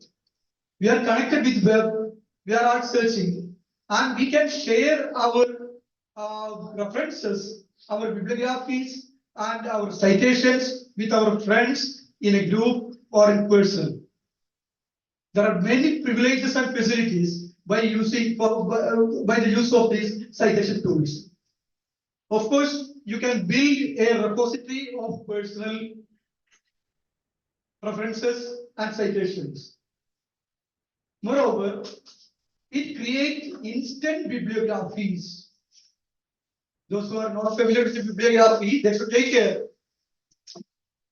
See, bibliography is mandatory for every writing submissions. So there, it helps us to bring instant bibliography simultaneously. And you know the styles, APA, MLA, and Chicago, and other styles. It provides these citation tools and reference management techniques, provides to mobility between these different styles of writing and formatting. This is one important thing. See, if you want to do it manually, it will take a very long time, very tedious work. Once you put in MLA style, if you want to change it to APA style, and if you want to go to Chicago style, because our paper, which we prepare in normally humanities and history in MLA style. But once we want to send our topic, our paper to a university outside India, they may prefer different style of formatting. And it will be very difficult for us to change that. But this side, these tools and techniques offer you a chance of easy mobility between these styles. And one important thing that is that format papers with in-text citation in standard format, because in-text citation is largely preferred during this time, like that of APA. So for the students, I suggest that better to go for in-text citation as of APA style. Now you can also see the combining of both APA and MLA in some instances. Some scholars used to combine their in-text citation with the APA style while they put their bibliography in MLA style. These are all, there is no clear-cut rule. These are all defined by the university where you are submitting your thesis, and also the research scholar and the research supervisor who is guiding you. They are the people who to decide these type of citation, because some universities have prescribed their own citation styles. So these are all depends up to the universities, the scholars, and also the academia who is handling that. So this happens through web browser and direct uploading. And also, and we can also enter these things manually.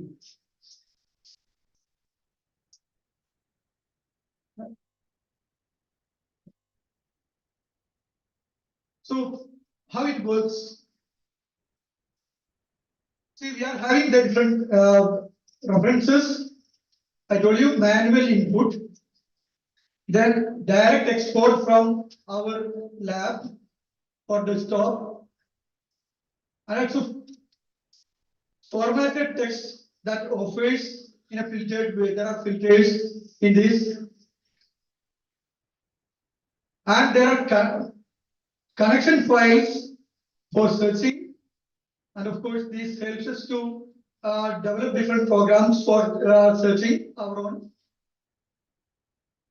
This helps in an input form to develop our bibliographic style, and of course checking the references, add notes and annotations. I told about annotations, and also writing, copying the highlighting the paper what we are reading.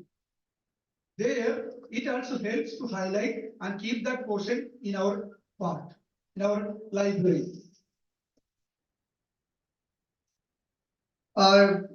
You can format in different way, and you can do it or convert into the different works according to the need, journal paper, thesis, and assignments, books, book chapters, and conference papers. So these are the primary things, or we can say important, largely accepted, and largely used types of citation and reference management tools. Largely we use Mendeley and Zotero and note and reference words. But I prepared and interested to present on this Mendeley because it is largely used and free of cost and most accessible to the student community. Other things we need to pay for EndNote, and Zotero of course free. It's a plugin in our Word and also our PowerPoint, etc. So talking about Mendeley, it's a free popular desktop and web program for citation and reference management. Offers wider possibility to manage read, share, annotate, and cite your research papers. And it's widely accepted, connected with different search engines. I told you the collaboration, like-minded people can collaborate in this, using these web tools and techniques.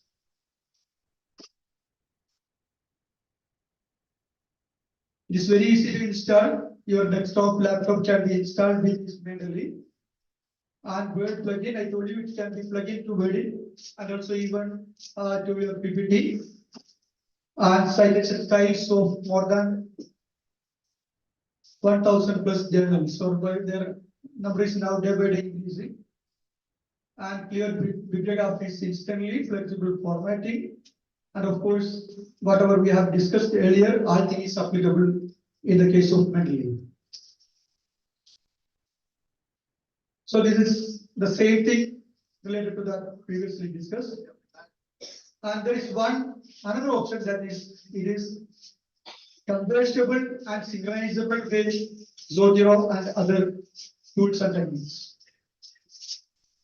One important thing while reading the PDF, that PDF can be annotated with the citations and additional noting from our side. Those who are working with Word, online editing and other things, you can see once we gave a link, it will be highlighted as and when you correct the format, then only that will remove and the Word will be okay without citations. So it automatically corrects. Interesting aspect is that though we make some mistakes, then it makes correction automatically. Or it prompts us to correct in its style what we have opted. So this is, no, there is a little lag, no? Yes. This is the first window where we can access the Mendeley. There you need to, it is my own account. It is there, it's lovely notability. That's my account where I have added my own references and captured the references related to my own research areas.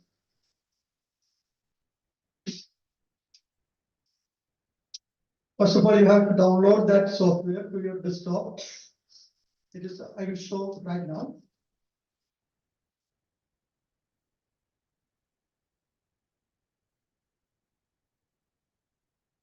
So it is works in this step-by-step process.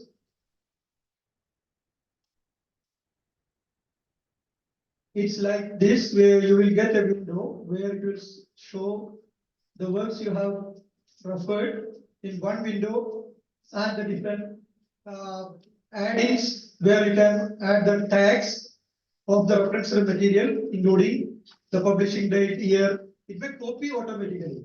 But if you want to change, you can change it manually by editing. Because there are some citations where it may be copy in APS style. But we will be needing that, in need of that citing in MLS style. So then you can change. Otherwise, you can change it automatically after some times. There will be three windows simultaneously. This is what your library structure. One side, everything what you have read, what you have online, it will be given in the right, left side of this window. This is your references, automatically copied from the website. And this is where you can see the things. The details of once you click one reference, details will be shown in the right side. Three windows then will be available for many interface. This is a method of adding the things. You can see add files and even add library. If you have a library in your desktop, laptop, you can upload the same library to Mendeley. Because you see, we are doing research as a lifetime process. It is not a one-time process. It's a lifetime process. So we keep our own preferences from our PG onwards. If you earlier, my professors used to suggest that you keep your reading and noting down in reference card. I do have my own reference card in bundles. of my research, and I suggested to my scholars, and they are also keeping this type of practices. And now it is the time for shifting into online. So you people, those who are not doing, please try your best and download the manually and install in your desktop. And you can open and you can work it yourself. Not, it is not a trouble software. It's very simple, very user friendly.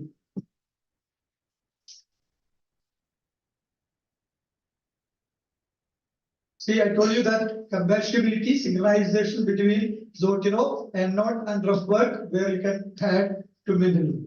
But others are not permitting these things. That's why I prefer this manually. Most of the scholars, those who prefer, you see, there's one another. These are paid things are available according those through our institution. I don't know whether our Jamal Mohamed College having access to any other reference. Is there any reference style? Okay. Yeah? EndNote, you are using EndNote, but it's very paid or EndNote basic. It's paid. Near cost to 3,000. 3,500 per student or per no Scholar. per scholar. Yeah, yes. You are using EndNote. Okay, that's good. But better to have manually so that it's a free software and also accessible for each and everyone.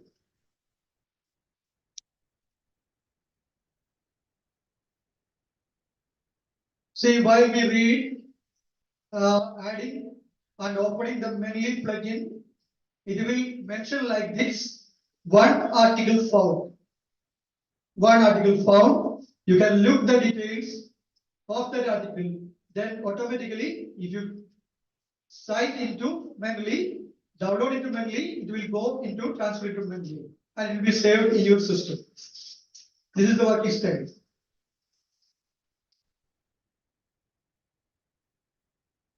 You need to be done online. You will see. Let us work on that. I think those who are interested, they can identify the things, no? Is there any doubt you can ask?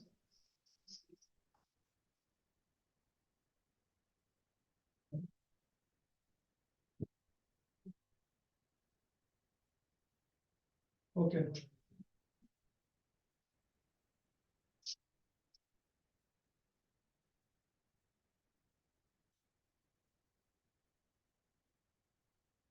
See, it's a working process. You can see that things, how it works. Even you can select one article from your this side and export, and you can also export to other areas or into the library, or you can change the style.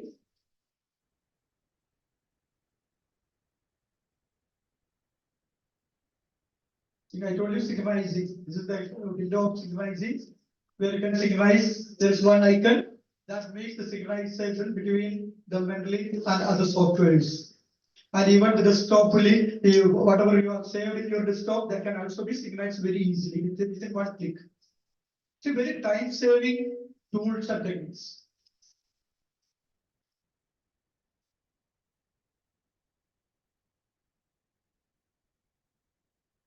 So this is the time where we can change the old references. And of course, again, you can read and annotate the PDFs. If you read a PDF, I told you, you can highlight the portions, whatever where you want to refer.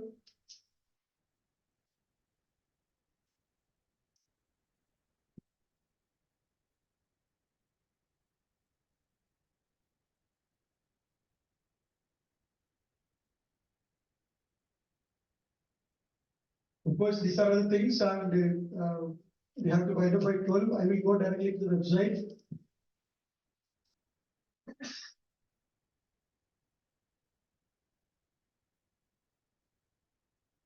This is a where we do that directly shifting into manually.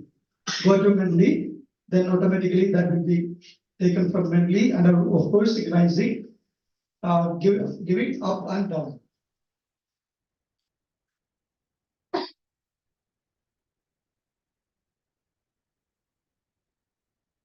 So we will be going to directly to the website.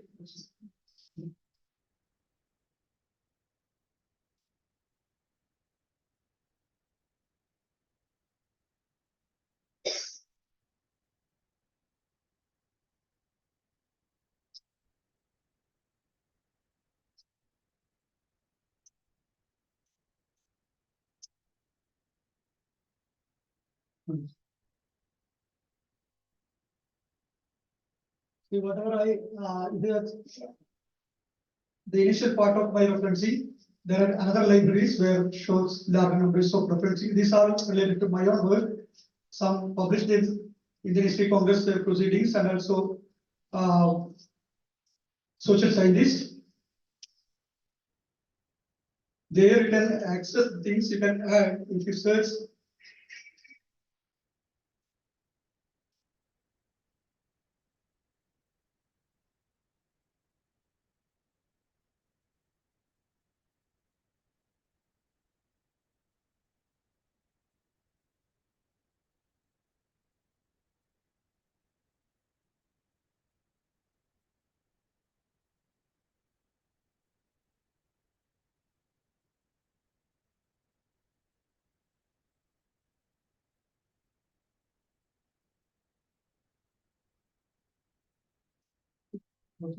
Files.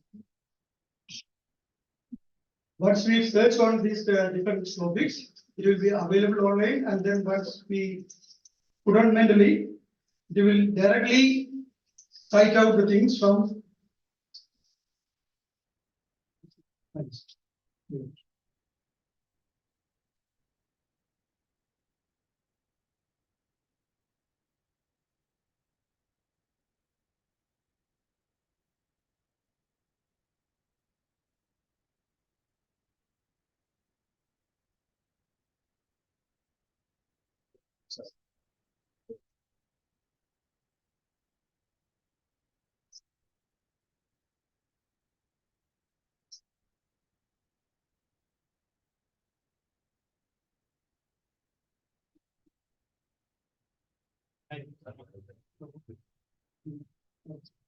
You need to sign in.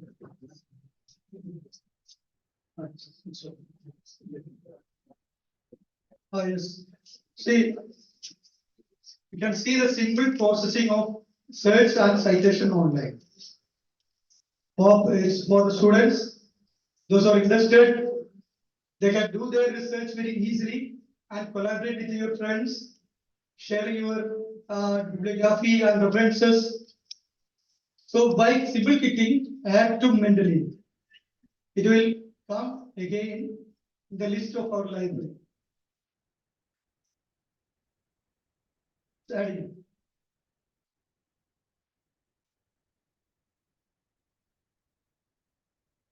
And there is a too many lags or opening too many applications. It's lagging. No issue, but I just want to show you that it will work in this way. And if time permits, we will. But we have to wind up by 12. Madam is arrived over here, so it's working on with mentally. I will just show one example. I will just wind up.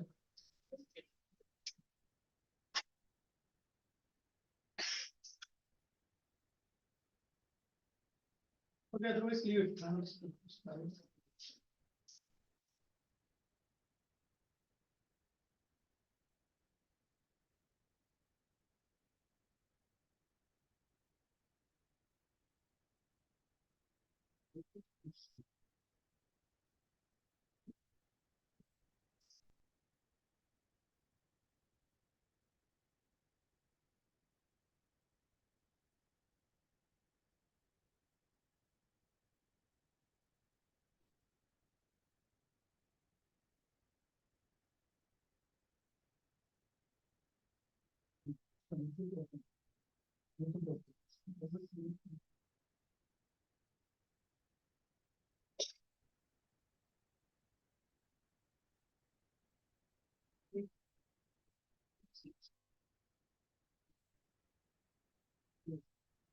Okay, let us, I think it will take some time because of. So what I want to convey that these scholars need to be or need to change according to time. Otherwise, we will be thrown to back and people, those who are using these art techniques tools will be going in front in academia. Because in academia, as we are all knowing that everywhere, very sharp and very highly competitive world is emerged after the emergence of the internet and the wide use of IT and other things. So being the students, my advice is that go with, along with your teachers, you go for the synchronization. Okay, so with immense pleasure and thanks, I once again convey my thanks to the organizers and especially the HOD and the management and my friend Dr. Yasser for inviting me. And it is my second time to the department. Dr. Agustin is also here. He invited me the last time. It was a different type of gathering. And here the online people are also waiting and observing all the things. So it is my pleasure to be with you. Once again, I convey my thanks. And have a nice day. I will be leaving today. Thank you for your everything, for hosting, all your support for me. Thank you once again. Thank you so much, sir. The Department of History is enriched by sharing the session with you, sir. Thank you so much.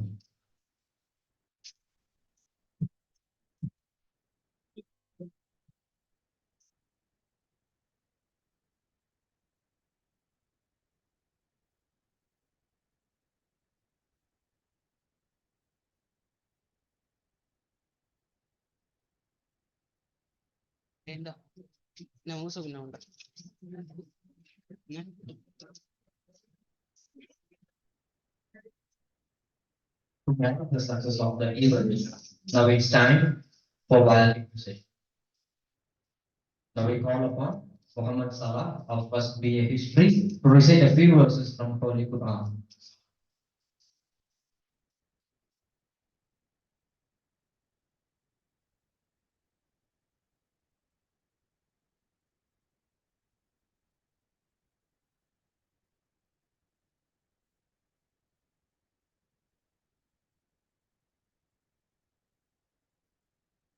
أعوذ بالله من الشيطان الرجيم بسم الله الرحمن الرحيم قل هو الله أحد الله الصمد لم يلد ولم يولد ولم يكن له كفوا أحد صدق الله العظيم. Now it's time to welcome the gathering. We request Dr. T. Kumar Sari, Associate Professor, Department of History, to deliver the welcome address. Bismillahirrahmanirrahim. Assalamu alaikum and good afternoon to all. We are privileged to have an esteemed guest join with us today. It is an honor to welcome our today's guest, Sister Dr. Isabella Rajakumari, Honorable Principal of Holy Cross College. It is one of the esteemed institution, an epitome of women's higher education institution of Trichy.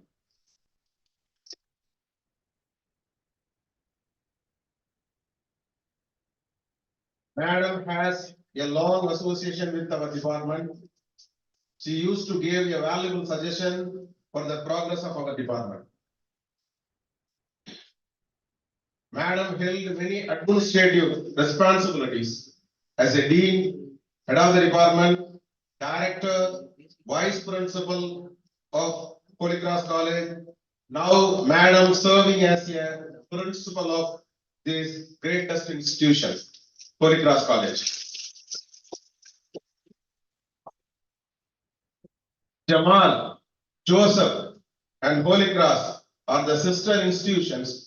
They always united together for the benefit of the downtrodden and economically backward students.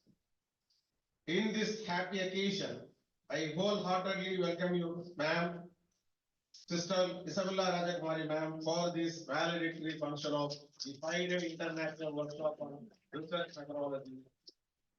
Thank you, ma'am. Welcome you, ma'am. It is my duty to welcome our honorable professors from the other institution, research scholars.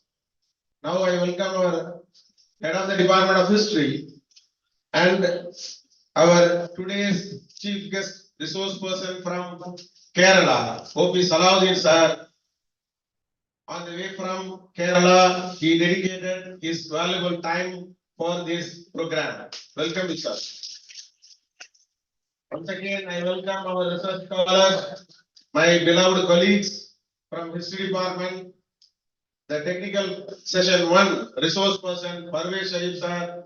I welcome and Professor Indra sir from the Information Technology, Madam from the Tamil Department and other faculty members from women faculty members from Jamal Mohamed College and research scholar students from other department. Once again, I welcome you all for this valedictory function. Thank you one and all. Thank you, sir. On behalf of PG and Research Department of History, we invite Reverend Dr. Sister S. Isabella Rajkumari, Principal of Holy Cross College, to address the gathering. Sister has a tremendous teaching and research experience for more than 12 years and has published more than 15 journals and articles. Sister has presented many papers and participated in more than 20 conferences and workshops in both national and international forums, and has also published more than 5 books. Sister is an eminent historian and a great academic leader. Over to you, ma'am. Thank you. Good morning, good afternoon, all members gathered here, respected dignitaries on the days and off the days, principal, the vice principal, distinguished guests, speakers, scholars, and participants. Great morning to you all.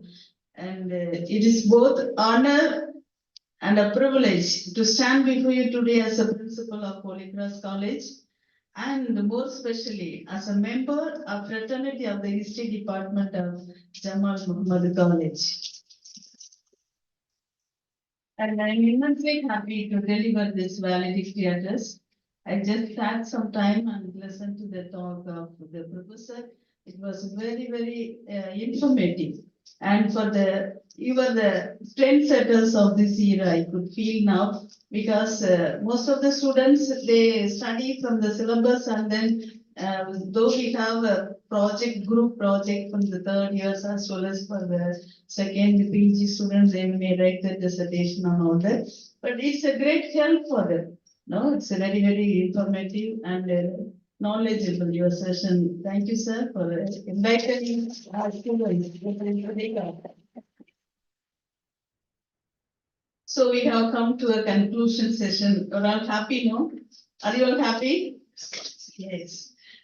So as we conclude the enriching and intellectually stimulating 5-day international workshop on research methodology, tools and techniques for thesis writing, organized by the PG and Research Department of History and Jamal Mohamed College. This workshop surely has been a testament to our collective commitment to advancing the frontiers of knowledge and nurturing the next generation of scholars. Because now so many things, we are getting fed up with the paper publications from the university. So welcome, Dr. Vice Principal, Dr. I. George Amnaratnam, sir. Welcome, sir.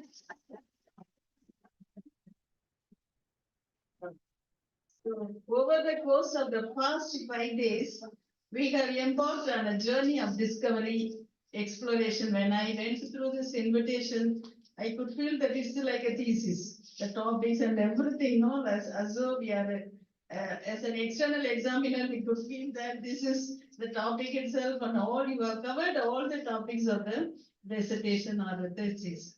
So really this workshop conducted in a blended mode allowed us to transcend the geographical boundaries and bring together diverse perspectives from scholars and experts around the globe. Hearty congratulations to all of you.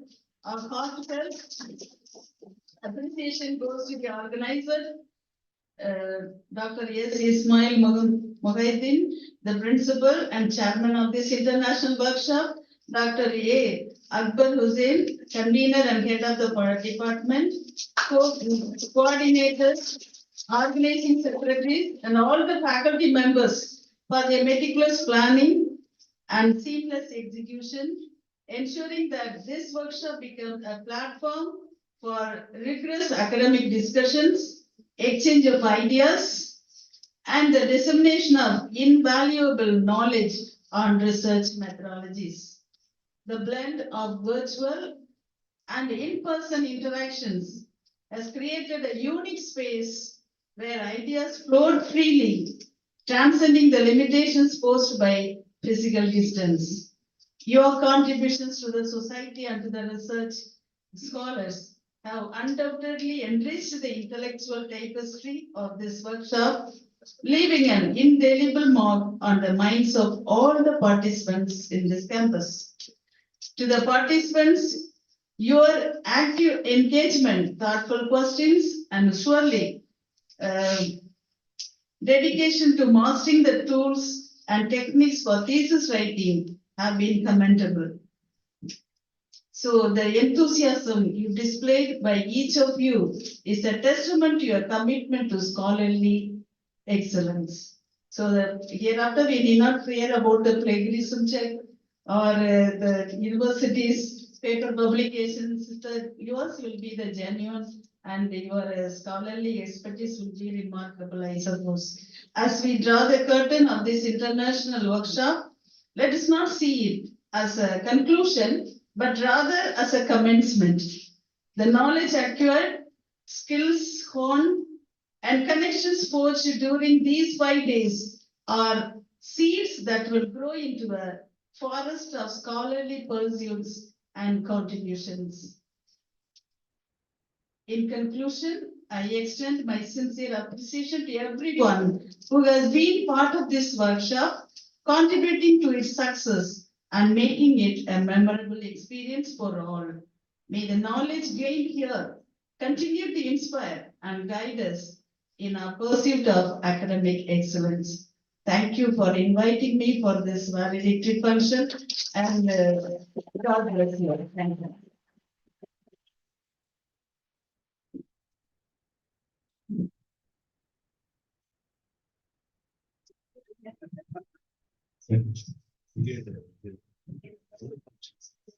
Now I request our respected vice principal sir to deliver a felicitation.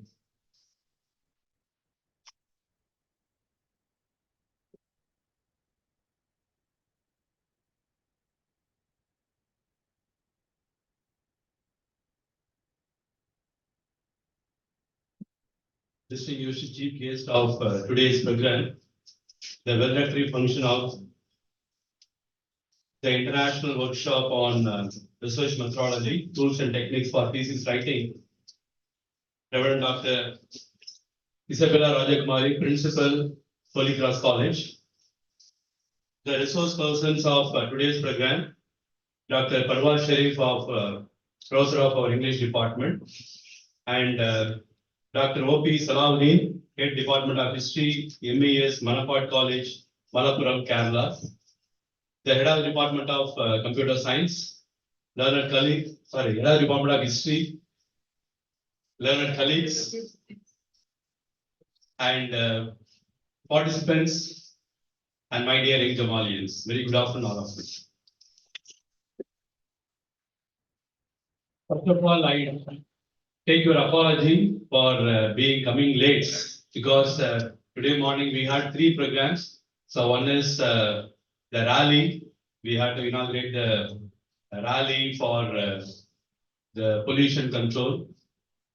Then we had Pongal celebration in our Kajamian hostel, and just now we had the Pongal celebration at our BA college. extremely sorry, sister, that so we have rushed just now, and Professor Akbar and Tajuddin came to the principal's office.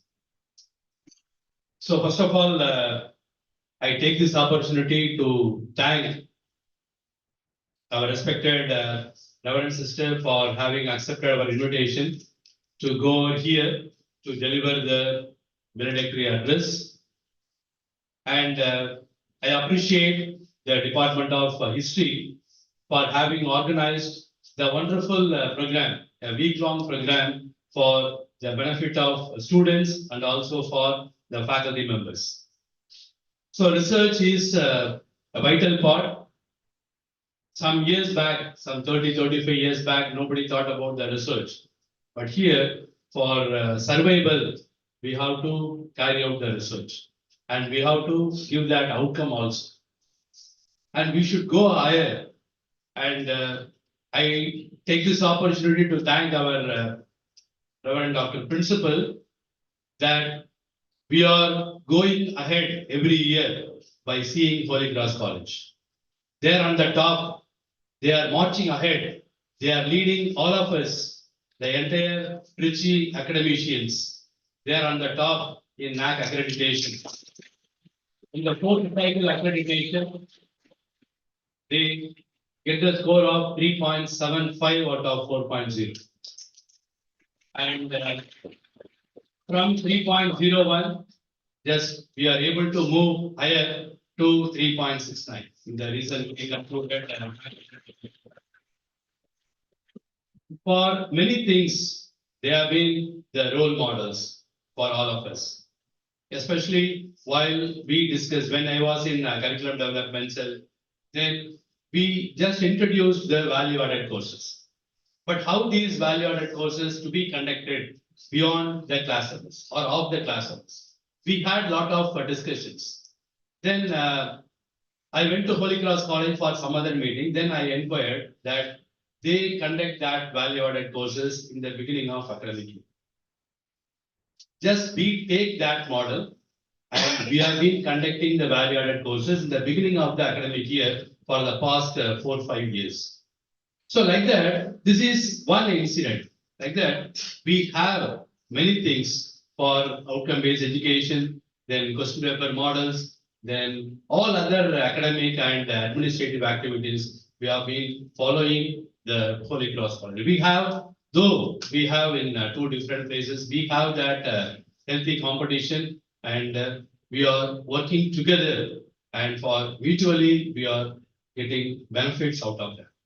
So I thank our respected principal also. I congratulate the department staff members headed by Professor Akbar Hussain and all the resource persons who have taken a lot of pains to enrich they are sharing their knowledge. They are disseminating what they have gained in their experience, and hope all the faculty members, both men and women, and the student friends would have gained a lot, especially in the area of tools and techniques for thesis writing. Yesterday, also I told about that along with for our exam Xavier. This is thesis writing is an art. And here you would have got a lot of nuances from these resource persons. So I wish the department to conduct many more programs for the benefit of faculty members and the student friends. Wish you all the best. Thank you very much. Honoring the hallmark of Jamal. We request our vice principal to adorn a shawl to the day's special guest.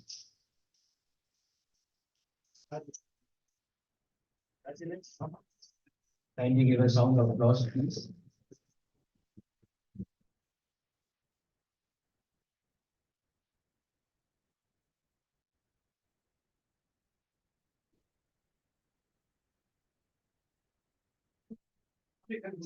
We request her to present a memento to this special guest.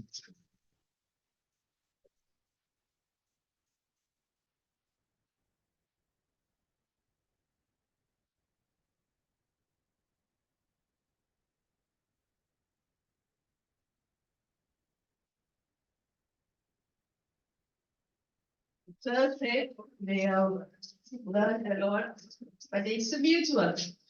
No, I really thank and appreciate the principal and the management of Jamal Mohamed College for all their academic support that they rendered to us.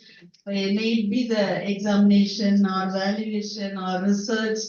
And immediately they'll call the professors from this college for everything. And the expertise which we use for our student community is larger and remarkable.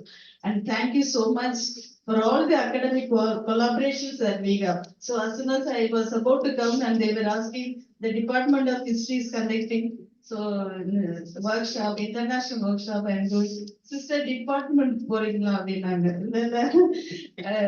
I don't think that is we have no differences. And Trichy history department ஜமால்ல வந்து ரொம்ப ஸ்ட்ராங்கா இருக்குது.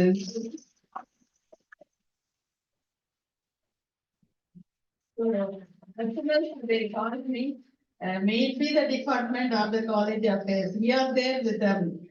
We journey together in academic way. Thank you. And I also would like to place a record of gratitude to the principal and the vice principal, Dr. Jamal, and all the faculty members and the HOD and all the members of the students of this college. Thank you.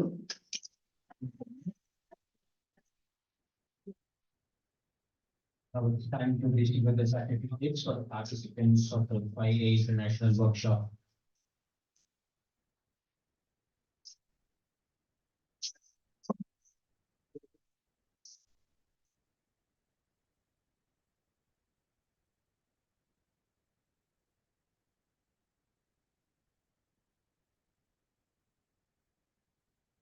Dr. S. Parvati, Assistant Professor, Department of Tamil, Jamal Mohamed College, Trichy.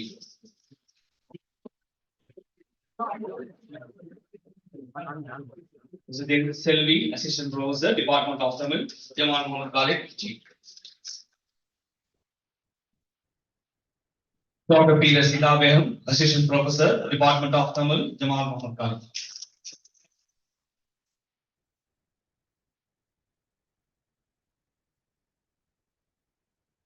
Mr. E. Mustafa, Research Scholar, Department of Economics, Jamal Mohamed College.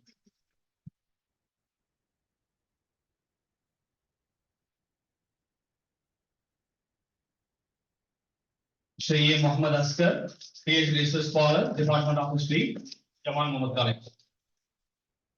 Mr. B. Sate, PhD Research Scholar, Department of History, Jamal Mohamed College.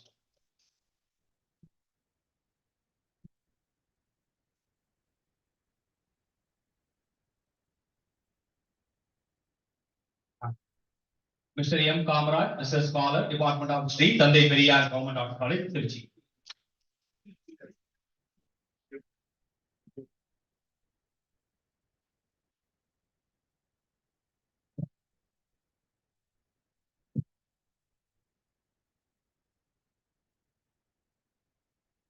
Mr. Mohamed Ismail Riyad, second MA History, Department of History, Jamal Mohamed College.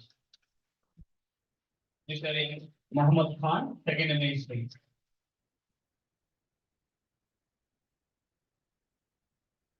Mr. Narendran, second MA History, Jamal Mohamed College. Mr. Mohamed Jabir Hussain, second MA History, Jamal Mohamed College.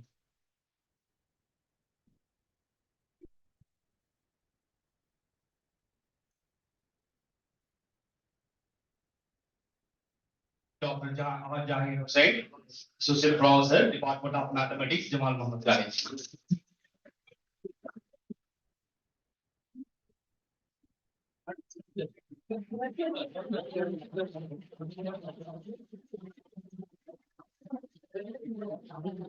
The time to certificate of appreciation.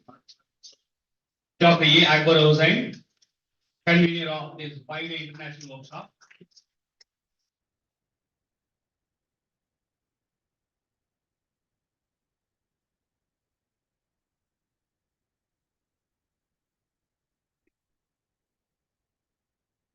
Dr. M. Mohamed Tajuddin, served as a coordinator of this 5-day international workshop.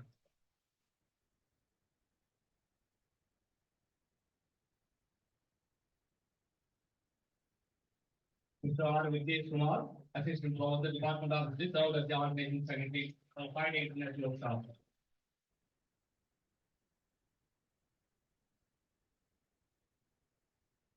Myself, Dr. Mohamed, Assistant Professor, served as the organizing secretary.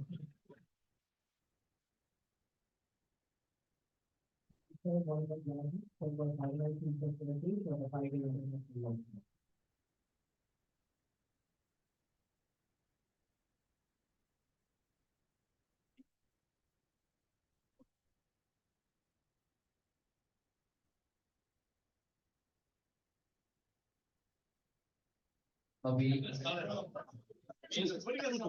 congratulate everyone who have participated in the seminar. Now we invite coordinator of the workshop, Dr. M. Mohamed, Associate Professor, Department of History, to present the report of the seminar.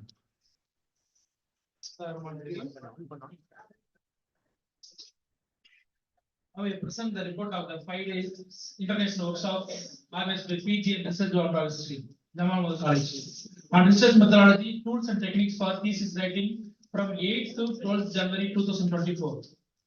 On 8th January, the first day of the session started with the inaugural session. Dr. A. Akbar Hussain, Head Department of History, presented welcome address. Dr. A. Mohamed Tajuddin, Associate Professor, Department of History, introduced the theme of workshop. Dr. S. Ismail Maidi, our respected principal, presented the presidency address. The chief guest of the day event, Professor Dr. N. Rajendran, former Vice Chancellor, Alagappa University, addressed the gathering. Followed by the inaugural session, a technical session of the day was started.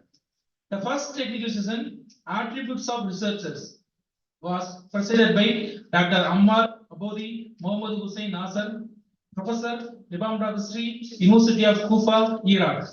The second technical session was Formulation of Research Proposals. Dr. Ishtiaq Hussain, Assistant Professor, Department of History, Alia University, handled the session. The day session were wound up with the vote of thanks by Dr. R. Vignesh Kumar. On the whole, more than 100 participants joined the workshop, both online and offline. On 9th, the second day, the workshop had two technical sessions. First session, Formation of Hypothesis, was presented by Dr. S. Z. Niazuddin, Associate Professor, Department of History, Sri Vasavi College, Europe. The second technical session, Review of Literature for Thesis Writing, Professor Dr. Mohamed Idris, former Department of History, Punjab University. More than 900 participants were joined with both online and offline mode. Then the third day workshop had three technical sessions. Session 1, Data Collection and Documentation, was presented by Dr. Javed Alam, Associate Professor of History, Jamia Millia Islamia, New Delhi. The second session of the day was Review of Literature, presented by Dr. S. Jeevanandam, Assistant Professor, Center for Human Studies, School of Social Science, Jawaharlal University, New Delhi. Technical session 3, Statistical Tools for Data Analysis, was presented by Dr. S. Basir Ahmed, Assistant Professor, Department of Commerce, Jamal College. All around 120 participants were joined the session in both online and offline modes. Day 4, the 11th sessions were started with brief keynote address by Reverend Dr. M. R. Xavier, Principal of St. Joseph College, Trichy, followed by three technical sessions accomplished. First session was presented by Mr. S. P. Karthik, correspondent, Times of India, on art and techniques of interviewing. The second session, Case Study Method in Social Sciences. The session was presented by Dr. K. Mahavali Rajan, Associate Professor, Department of Ancient History, West Bengal. The third session of the day was India and Sri Lanka, a historical perspective, presented by Professor K. M. Rohitya Dasanayaka, Head Department of History, Sri Lanka. Today, the fifth day, 12th, there are two technical sessions. Session 1, Research Paper Writing and Academic Language, was presented by Dr. Y. Parvaz Sharif, Associate Professor, Department of History, Jamal College, Trichy. Second technical session, Research Paper Writing, Citation, Reference Management Tools and Plagiarism, was presented by Dr. O.P. Salahuddin, Head Department of History, MES, Mambar College, Malappuram, Kerala. Followed by this, the welcome address for valedictory address was by Dr. T. Umar Sadi, Associate Professor of History. And valedictory session was addressed by Reverend Dr. Sister S. Isabella Rajakumari, Principal, Holy Cross College. The 5 days workshop on research methodology was wound up with the vote of thanks by Dr. S. A. Mohamed Yasir, Assistant Professor. With this, we would like to mark a successful accomplishment of the workshop. Thank you. Thank you, sir. No duties is more urgent than the top of any thanks. Now we invite the organizing secretary of the workshop, Dr. S.A. Mohamed Yasir, Assistant Professor, Department of History, to deliver a brief word of thanks. At the successful accomplishment of 5 days international workshop, it feels very proud, privileged, and extreme emotions. I am overwhelmed seeing the ample response from the target audience at this gesture. It is certain to thanks irrespective of files and orders. First of all, I express a hearty thanks to Honorable Secretary Sahib, Treasurer Sahib, Assistant Secretary Sahib, Honorary Director, and Principal Sahib in absence here.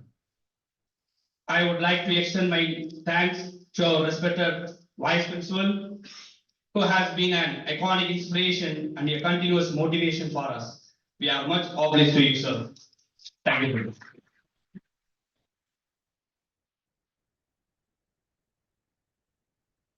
Now I would take this opportunity to thank and tribute our beloved head of the department, Dr. A. Akbar Hussain, sir. He is a leader with knowledge and humor. He has been the strong motivation and backbone of the department to organize such grand events. I owe all the success of the event to you, sir. Thank you, sir. I thank the special guest of the workshop, Professor Dr. N. Rajendran, former Vice Chancellor, Allahabad University, for his valuable presence in inaugural address. Thank you, sir. I thank Rev. Dr. R.K. Swami Savio, Principal of St. Joseph College, Trichy, for an enduring keynote address. And I thank Rev. Dr. Sister S. Isabella Rajakumari for her presence today and pleasant valediction. Thank you, ma'am. And also I owe the success of the event to the eminent guests who present over the each and technical session. Dr. Amari Abudi Mohamed Hussain Nasser, Professor from the University of Kufa, Iraq, Dr. Isya Hussain from Alia University, Dr. S. Nyasuddin from the Sri Wasabi College, Professor Dr. Mohamed Idris from Punjabi University, Dr. S. Jivanandam from JNU Jawaharlal Nehru University, Dr. Javid Alam from Jamia Millia Islamia, Dr. S. Bashir Ahmed from our own college, Commerce Department, Mr. S. Deepak Karthik from Times of India, Dr. K. Mavali Rajan from Vishwa Bharati University, West Bengal, Professor K. Rohita Dasanayaka from University of Peradeniya, Sri Lanka. It's all their efforts that the taste of sweet of success today. Thank you, sirs. I would also thank our own faculties of the department, Dr. M. Mohamed Tajuddin. I especially thank our bursar, Dr. R. Jagir Hussain, sir. Thank you, sir. I would also thank our own faculties of the department, Dr. M. Mohamed Tajuddin, sir, Dr. T. Umar Sadiq, sir, Dr. J. Agustin, sir, Dr. V. Manimuthu, sir, and Dr. Mr. R. Agnes Kumar, sir, for their valuable moral and emotional support for organizing such a wonderful event, and their tremendous support has marked the success of the workshop organized. Thank you, sir. I thank the research scholars of our department, Mr. Askar and Sanjay, for the valuable and constant support throughout the journey till the moment. Thank you so much. I also thank our PG student, Muhammad Ismail Riyaz, Muhammad Khan, Narendran, Javid Hussain. Mr. Hanif Hassan, particularly students of second UG, Muhammad Hussain, Shahul, Tenamudan, Abhinesh, Faisal, Roy, and Mushid.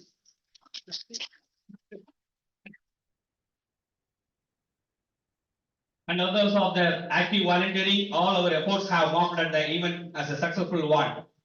And I also extend my sincere thanks to our Tamil department staff who are regularly participate in our 5-day international workshop. Thank you, ma'am. A special thanks to yes.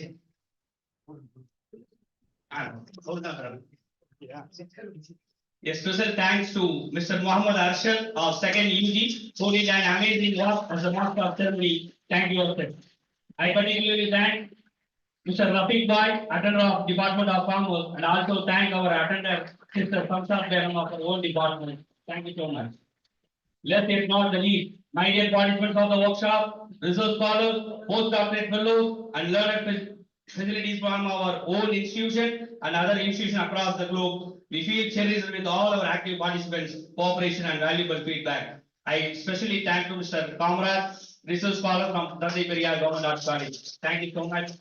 Thank you once again. Thank you, sir.